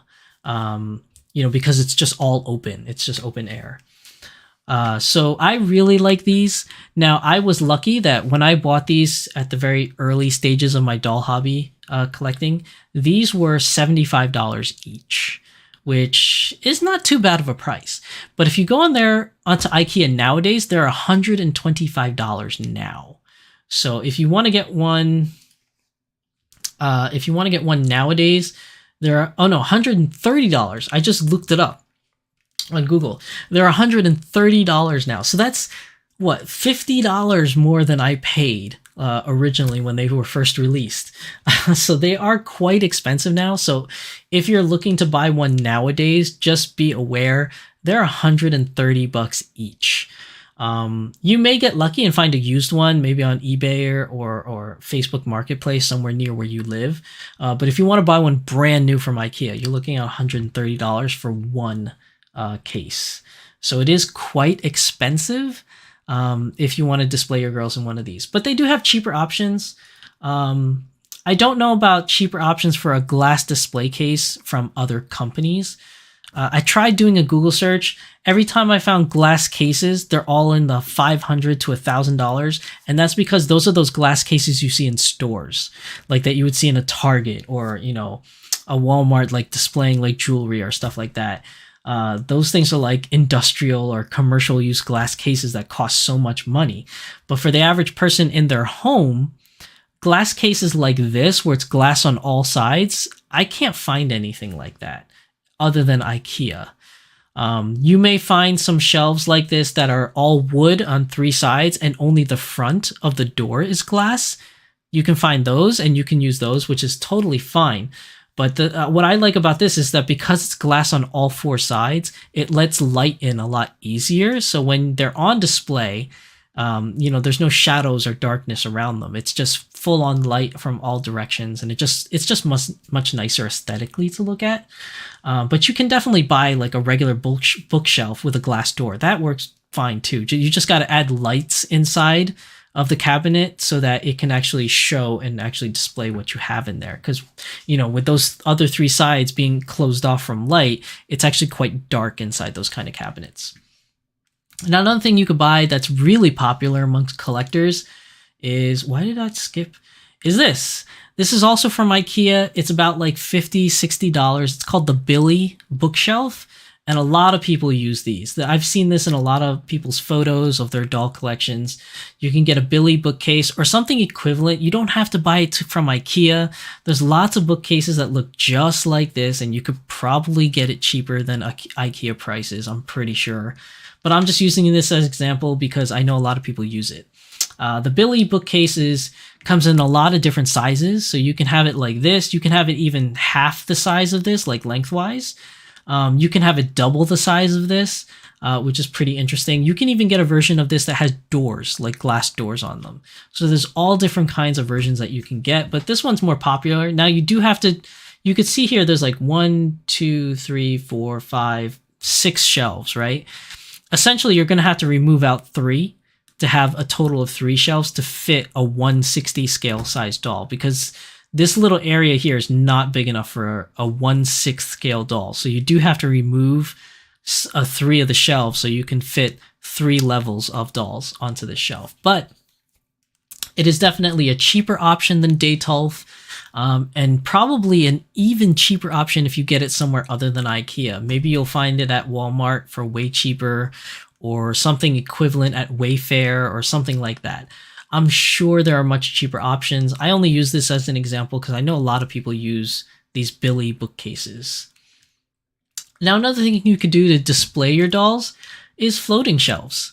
You could use a floating shelf like this. You can use a shelf that has actual anchor arms that hold it up. There's all different kinds of shelving. So basically anything that's a wall shelf you can use to display your dolls. But just like the Billy bookshelf here, and just like these shelves here, it's all open. There's no glass enclosure. There's no nothing keeping dust away or keeping children away from your dolls. They're just all out there in the open.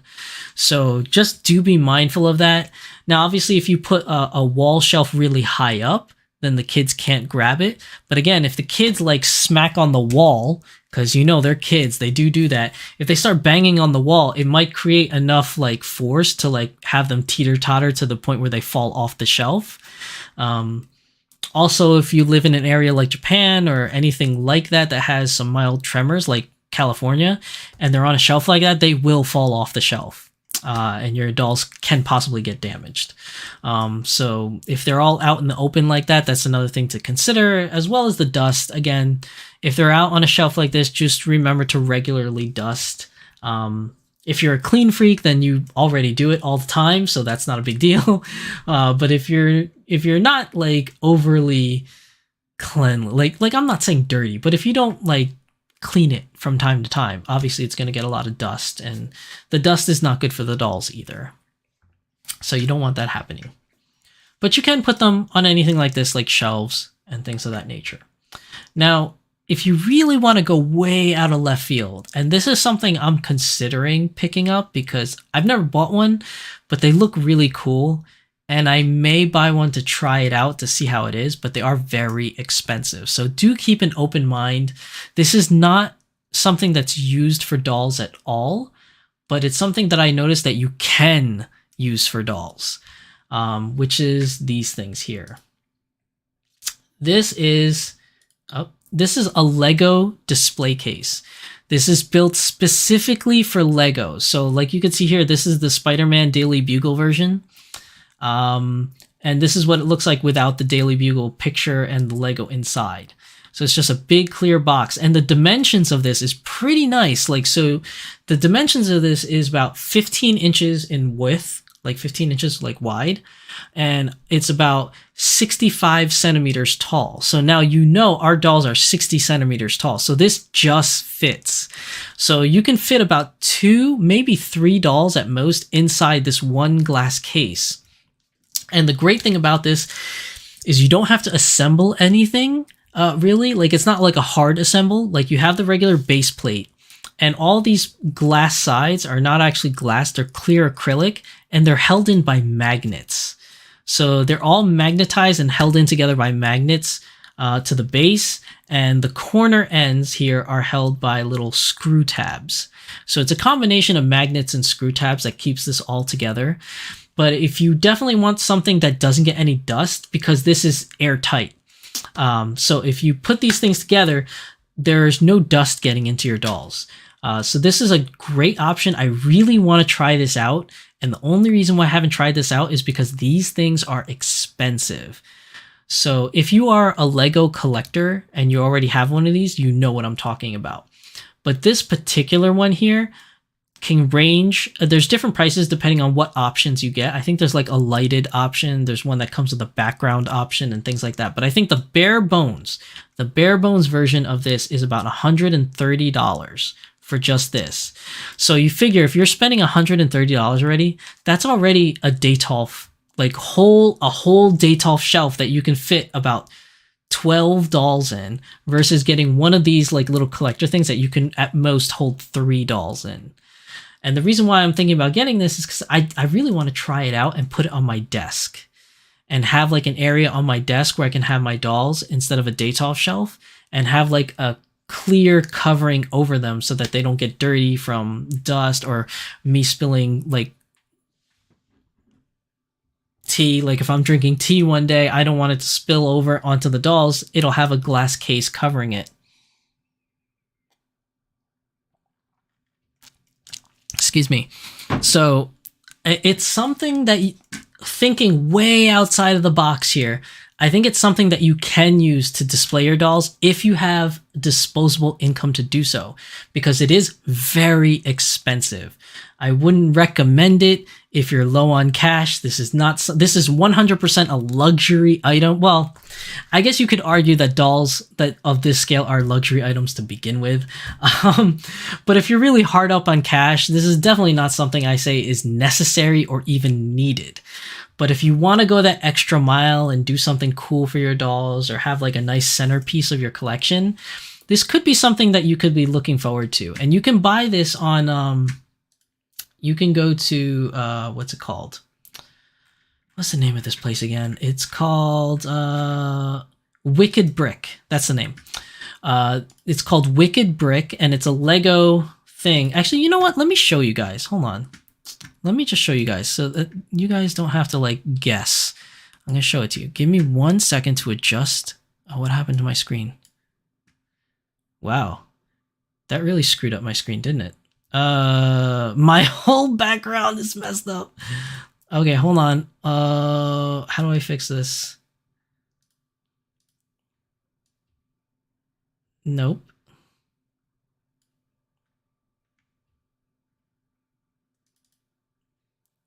Oh boy.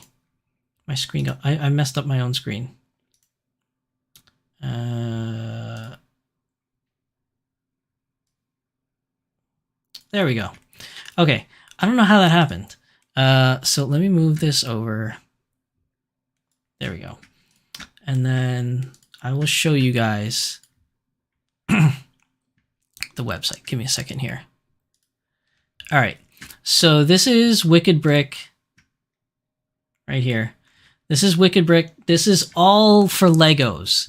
But if you go to display cases, like look at this, you can get a Millennium Falcon display case. Danny Chu, if you're watching this, I know you want one of these. Look at this. This is amazing. Danny, I know you want this. So if you go to cases, these are all the display cases that you could get for Legos. So if you're a Lego fan, you could use this. But the one thing I wanted to use was either this Spider-Man one. So you're looking at, let's see, just the regular display case. I don't know why it's showing it to me in pounds when it was showing it to me in dollars before.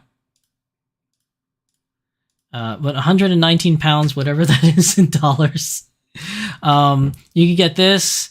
You can see the connectors here, like these little magnet connectors. That's what it looks like. You can put your dolls in here. There's another one I was looking at, which is even more money, but it's pretty cool. Where was it? This one. So the AT Walker. Can I make this bigger? Right there is bigger. The AT Walker. This thing is huge. If you get, this is an $800 Lego set for this AT Walker. And it's really, really big. Now the dimensions of this is, if we go down here, see the dimensions is 76 centimeters wide. So that's like a smart doll laying down. That's how wide it is, right? And 42 centimeters in depth, which is like almost a 60 centimeter doll, just not quite.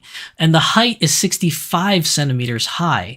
So this thing, you can fit probably 10 dolls in here. You can fit 10 dolls in here easy. Maybe without, I don't know, with high heels, they may not fit. So if they're wearing flats, you're safe. But if you're putting high heels on your doll, they may not fit. But if you buy one of these and you put it on top of your desk or your bureau or your, you know, anything of that nature, or wardrobe, you know, things like that, you can buy one of these and you could fit about 6 to 10 dolls in here. I'm just guesstimating, but just by those measurements alone, you could fit 6 to 10 dolls in here. And you don't need to have it with the background. See, it'll be like this. I don't know if you guys can see it, but it's clear. You don't have to have like the Hoth background like this. That's just extra money if you want the Hoth background. But yeah, this thing's really cool, and it's $228 USD. So you could get, you know, with shipping and everything, you could get 2 Daytolf shelves for the price of this one thing. You can get 2 Daytolfs. So this is why I say it's 100% pure luxury to get one of these things. It's not 100% necessary to get one, but it's something that I've been looking into in purchasing because I want to make a display area in my office instead of bringing the Daytolf shelf into my office. But it is very expensive to get one of these things. If I go to the, you know, the next picture where the AT Walker is that I have, you can get one of these things. They're really super cool looking. I think it would be a great housing item to display your dolls in, but it's wholly unnecessary, super expensive for what it is. Unless you have crazy amounts of disposable income, you're rich or whatever, then, you know, I wouldn't recommend buying this at all or trying it out. But at some point, I probably will buy one of these to try it out because I personally want one. So when I do get one, I'll do a review, an unboxing review of this thing and show you guys what it looks like and everything. But it's definitely something that's not necessary by all or any means. But if you want to go that extra mile to display your dolls and have like this cool little glass setup, this is definitely an option that or route that you can go. If any of you watching this live or watching this in the VODs end up buying one of these before I do, let me know how it turned out for you, because it's something that I'm 100% interested in getting, that I really want. I just, because I'm trying to save up to go to Japan right now, I'm not buying it. Maybe when I come back from my Japan trip and save up money again, I might delve into one of these things and buy them. But they come in all different kinds of sizes. Now, obviously, there's a lot of sizes for these cases that are way too small for a doll, because not all Legos are this big. But there are big Legos like the Cinderella Castle from Disney, which is another one that's really good. If we go back to, let me see. If we go back to the internet here for a second here. If we go back, there's the Hogwarts. There's Cinderella Castle. This one's at $204. So you can get this one and display your dolls as well. I think this one's taller. Yeah, this is 80. Why can't I speak today? It's 80 centimeters tall and 57 centimeters wide. So it's not as wide as the AT Walker, but it's much taller. So you can fit maybe like 5 or 6 dolls in here and have them wearing high heels. And that will be no problem for this. It'll definitely fit really, really well inside this thing. I think this is definitely something cool, but wholly unnecessary. You don't need to spend $200 for this thing just to display your dolls. There are way more cheaper options.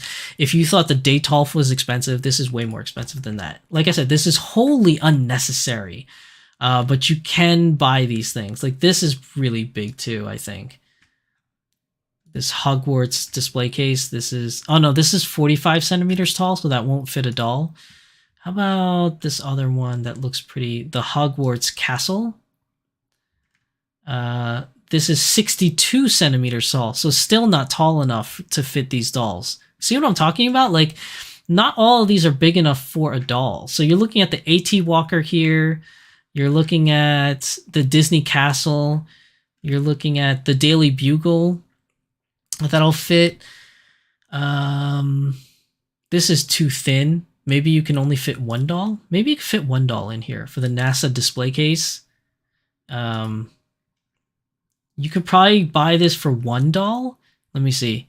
109 centimeters tall, 19 centimeters wide. So yeah, you could buy this if you wanted to put one doll in there. But at this point, this is already $156. You might as well buy the bigger one if you're already spending that much money. There's no point in buying this small little one because it's way, way too expensive. Like, these are high luxury end items and display cases, but I can definitely see Danny Chu buying this, like right here. Oh no, this is a bad example. Right here. Danny, if you're watching this, Danny, didn't you buy this? You bought this, right? I'm pretty sure I saw you built this Lego set. You can have a display case for it. It only cost you, Danny, $120. Sure. I know you could afford that, Danny. You could get like a bunch of these, right? That won't fit a doll, but it'll definitely fit like any kind of Lego set. And there's if you go to the Wicked Brick, there's a whole bunch of these. So if you're a Lego collector, this may be the place for you to go look at your Lego stuff. But for dolls, I definitely think that the Daily Bugle, the AT Walker, and the Cinderella's Castle are your best bets to fit a number of dolls in one case. But again, this is a display item at the highest caliber cost. Like, this is wholly unnecessary for you to spend that much money on your dolls unless you have just that much disposable income. I don't have that kind of a disposable income, but I kind of want to buy one just because I'm so curious about one and I'm stupid, so I spend money that I don't have. I don't know.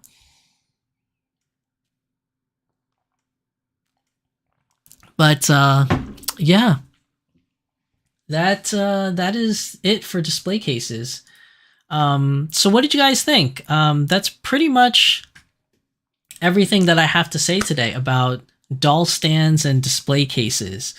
What do you guys have any comments? Anyone watching live? Any questions that you want to ask before I move on to the end of today's episode?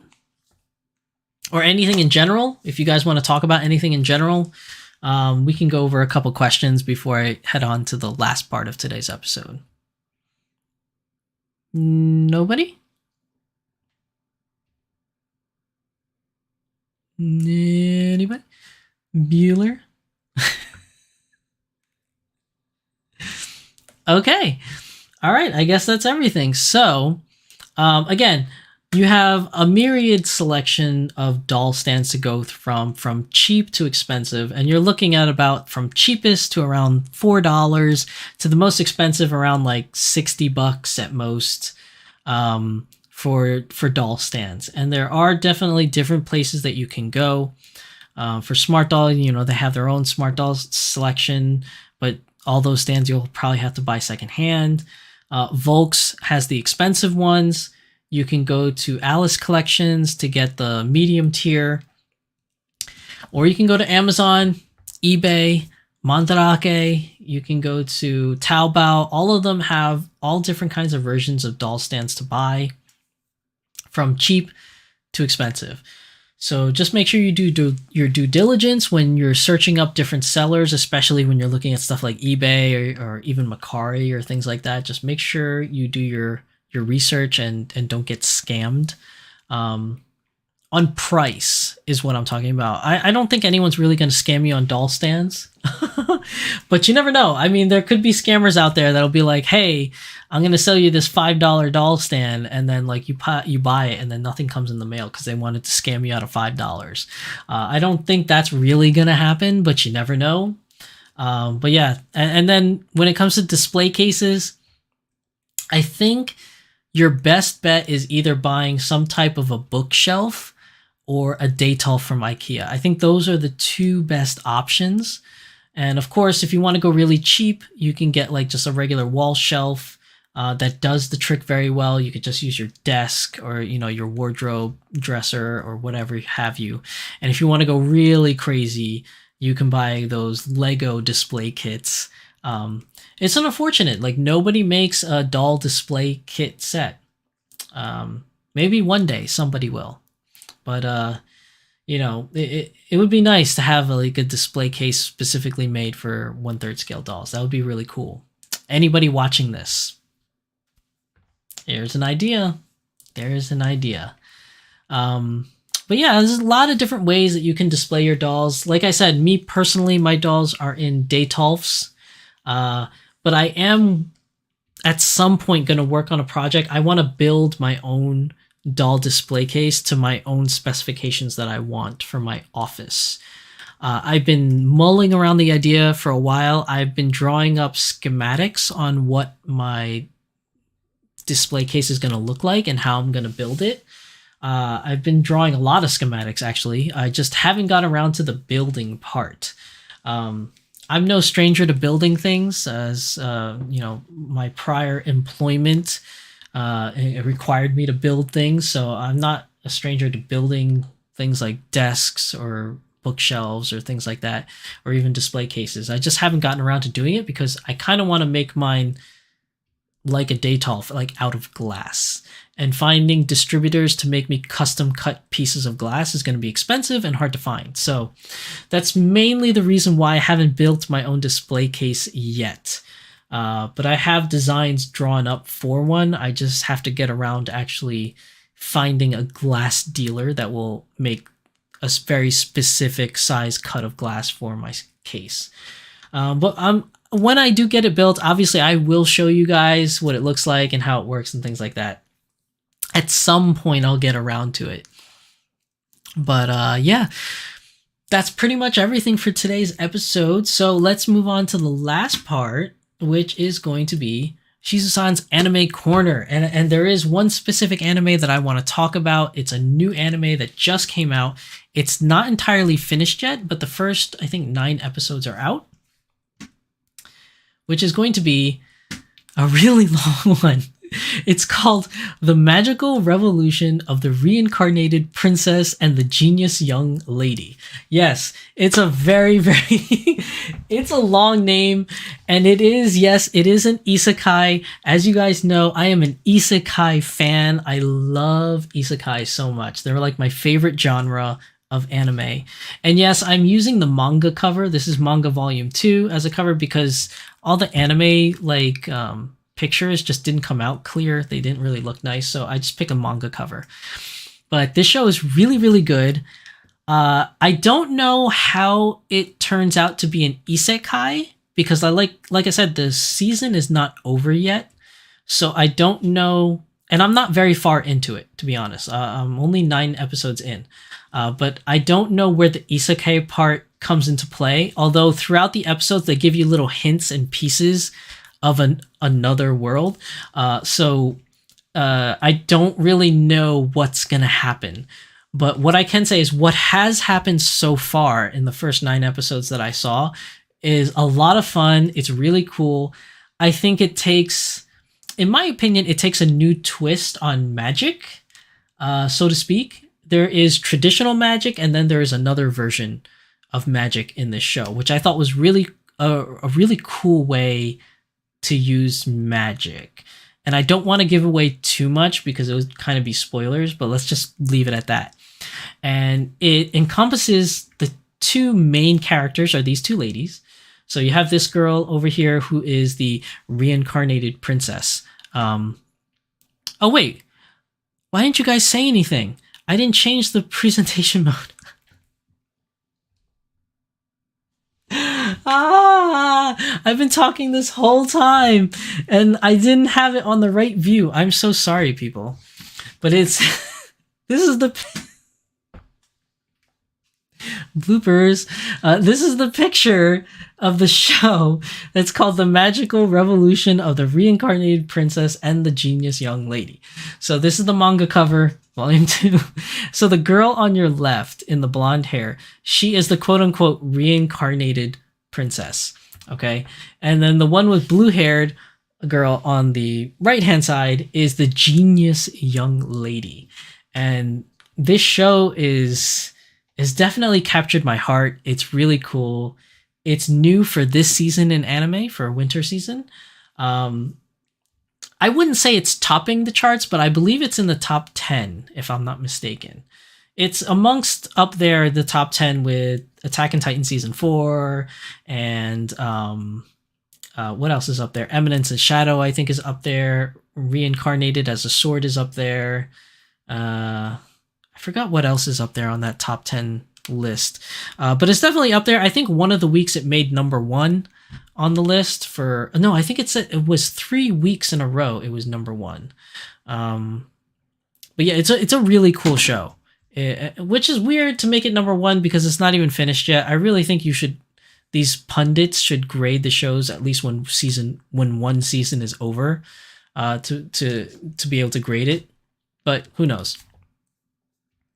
PNB Soccer was like, I honestly thought you were going to hold up the cover.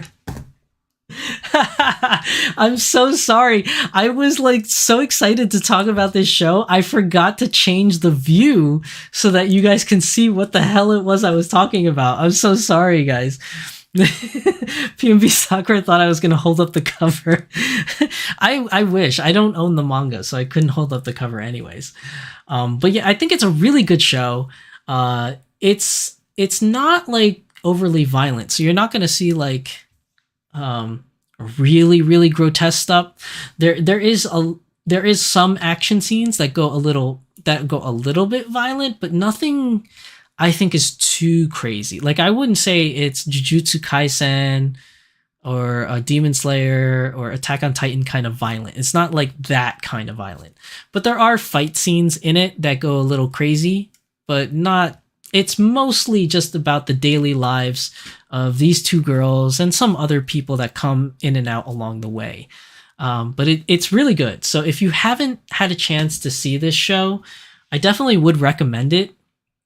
I was thinking about doing a Dream Doll Corner for the main character, who her name is Alphinaze or Alanaise. I forgot how you say it.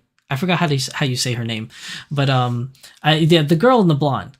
I definitely would think she would make a really good dream doll at some point. I just didn't have the time this week to check out the sculpts to see, how much you could get close to her facial features.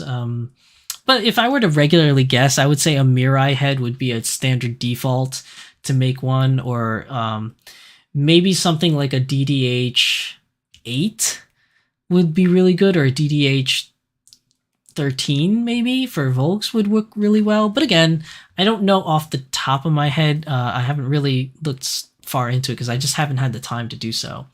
But if you get a chance to and you see this in your queue, I think it's only available right now on Crunchyroll. But if you do see it, definitely try it out. If you like isekais, I think you'll like this show. If you like magical girls also, I think you'll like this show as well. Christina Kowald. Hi there. Sorry I'm late, but have a new tax GST on box mail if it is over $1,000 in Australia. The government hit you up, so I have a new girl and I have to pay an extra $297. So I'm mad. I had no idea about. Wow, really? So I'm assuming that you bought over $1,000 worth in total, right? For your new girl and whatever extras that you bought, whether it's a bust or clothing or what have you. And the Australian government charges you $297? Oh my gosh, Christina, I'm so sorry. That really does suck. I guess anybody will tell you, I guess if you live in Japan or if you live in the United States, I guess you're lucky because we don't get those kind of import taxes. Obviously, Japan doesn't have any import taxes because they live in Japan. But if you live in the United States, as far as I know, we don't get import taxes like that. Or at least I personally have never gotten anything like that, like an import tax. But I have heard of it like before. Like I know individuals in Canada get an import tax. I think individuals in Europe also get an import tax, and that really does suck. So I that's unfortunate. I'm sorry to hear that, Christina, that it's $297. That's really a lot. But congratulations on the new girl. If you don't mind my asking, who did you get? Is it one of the new Gray Girls that was just released yesterday? I think it was yesterday, right? They released Future and Anomaly in Gray. Was it one of those girls? Or was it not a smart doll? Maybe you got something else. Let me know in chat, Christina. But yeah, going back to the anime corner. The Magical Revolution of the Reincarnated Princess and the Genius Young Lady. 2 thumbs up from me. So if you guys want something new to watch for this season, definitely check out this show. I can't give it enough praise. I think it's so good. But if you're not a fan of isekais, then you're probably not going to like this show. Just saying. Like if you're not a fan of isekais, you may not like this kind of show. Because isekais, you can't really take them seriously. There's a lot of things in isekais that just make no sense. There's a lot of tropes in isekais. So, if you don't like that kind of stuff, you may not like this show. But if you like isekais, I can almost guarantee that you'll like this show. But we'll see. Let me know what you think. If you're watching this later or on the VODs and you've seen this, put it in the comment section. Let me know what you guys think of this show. And that's pretty much it. That's everything for today's episode. Anybody have any questions or comments before I totally end the show for today? So today is a very short episode. Normally my episodes go from 2.5 to 3 hours long, at least when I'm doing it solo. But today I either talked way too fast or, there really is only so much that you can say about doll stands and display cases. But yeah, it's just something that I thought would be a good topic because a lot of people have asked me before, like, where do you keep your dolls? Where do you display your dolls? How do you keep them clean? So, that kind of ties into the whole display case thing. And the reason why I wanted to talk about doll stands is because you can never have enough doll stands. Yeah. Like, I especially in my case, I'm still in need of 8 more doll stands that I just don't have, that I just need to buy more. And I really want to get more Volks stands, but they're super expensive, so I may have to get a couple of the cheapo stands just for the time being so that my girls are not holding each other up. Joanne Put, welcome to the stream. Oh my goodness, I didn't know that's something to be careful about since I'm also in Australia. But yeah, I got my first smart doll last year, and it was like $800 in Australian dollars in total with a few pieces of clothing. Yeah, that's a lot of money. Yeah, that's a lot of money, like that you guys have to pay in import taxes. I feel so sorry for you guys. But you know, one thing is that you may have to pay import taxes in your country or other countries aside from America, I guess you could say. But maybe there's something that we pay on our end that you guys don't pay. Like maybe if it's not like some places, like what is it? Canada, right? I think it's Canada where you have free healthcare. We do not have free healthcare in the United States.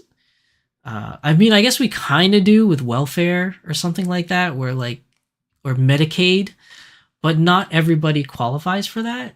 And I'm not an expert on this topic by any means. I just heard through the grapevine, through rumors or osmosis or whatever you want to call it. I've heard that Canada has free healthcare for everybody, but I might be wrong. But, you know, everything is a give and take. Maybe there are some benefits, you know, in living in one place that other places don't have, and et cetera, vice versa. But everything's a give and take. Something might be better on one end, but then worse on another end. Who knows? But that is rather unfortunate that you guys down there in Australia have to pay a lot of import taxes, because that is a lot. $297. That's like 2 Datolf shelves, man. That's 2 Datolf shelves, or like 1 glass Lego display case for your dolls. Like, that's a lot. That is quite a lot. Or if you want to think about it, that's like 2 whole outfit sets with shoes from Smart Doll. That's quite a bit. Joanne says, yeah, that's why it took me 4 years to get my Smart Doll, because I had to save up for it. Yeah, no doubt. I can definitely believe that. Like I've said before on this show and many other shows that I've had and panels that I've done, is that this is not a cheap hobby. This is definitely an expensive hobby, but it's not an impossible hobby either. Like it's not as cheap as buying, like, I don't know, like Bratz dolls or Barbie dolls. Not to call them cheap. Like, I'm not trying to downplay them. I'm just saying, like, from a purely expense point of view, like, you know, you can get Barbies for as low as $8 to as much as maybe $200, $300 for very special ones. But you know, I mean, I don't think there's a Barbie doll that's $600, $500. You know, at least not brand new from Barbie, I don't think. Like, there may be like the very first Barbie released ever, new in box, for like a couple $1,000s. Like, that kind of thing could be expensive. But I mean, buying one brand new from the company, I don't think they go as high as like $300 maybe. But I could be wrong. Like, American Girl dolls are somewhere around like $200, I think, or something like that. So like, these type of dolls that we happen to collect in what I dub anime dolls is not a cheap hobby. But I like to say it's not an impossible hobby. You can save up for these dolls. It's not something undoable, but it definitely has a very high price point to buy into, which I think I sunk again, which I did. But yeah, that's just unfortunate. But you know, you can do it. Like, if you're disciplined enough, you put a couple dollars aside a week or a month or whatever, eventually at some point you'll have enough to buy, you know, your first doll. And, you know, I don't mean to, or I'm not trying to be an enabler or anything like that, but you ask any doll owner, is that all it takes is that one doll. You buy that first doll, and then after that first doll, it kind of cascades, and you end up getting more and more and more. And you don't have to go crazy like me. You don't have to have like more than 30 dolls.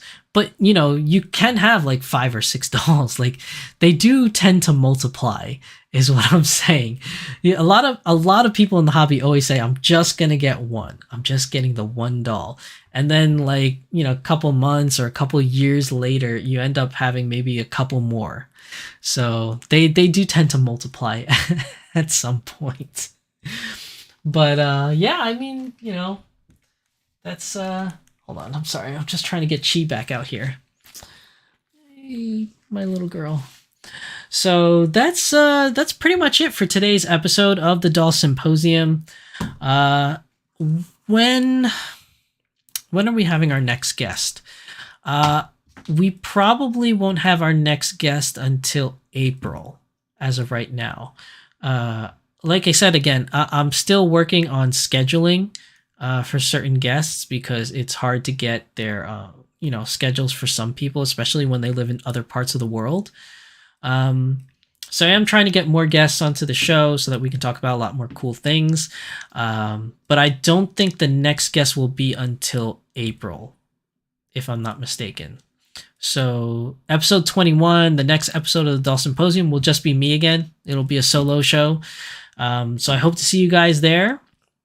And we'll have a lot of fun with the next topic.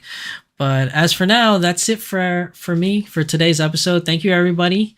Oh, Christina says, prowess semi-real in Coco. Oh, congratulations on your new prowess. What a lovely lady. But yeah, thank you, everybody, for coming to today's episode. And if you're watching this on the VODs at a later date, thank you, everybody, for watching. As always, I'm your host, Shizusan. And my lovely assistant for today's episode is the very beautiful Chitose. Joanne says, my first smart doll is Dimension. I definitely plan to get her a sister doll eventually. Yeah. You know, they do get lonely. So at some point, you know, you're going to have to get that sister doll. I'm sorry. I'm not trying to be an enabler. But they do tend to multiply is all I'm saying. But yeah, thank you, everybody, for coming to today's episode of the Doll Symposium. Doll stands and display cases. I hope you guys enjoyed it. I hope you found it informative. Thank you for everybody that came on the live stream and participated and, you know, gave your feedback on today's episode. And hopefully you just, you know, you got something out of it and found it entertaining or informational. So yeah, that's it for me. I'll see you guys in next week's episode of the Doll Symposium. And then 2 weeks after that will be the next episode of Beyond the Doll. So thanks, everybody, for coming. And I'll see you all later. Bye.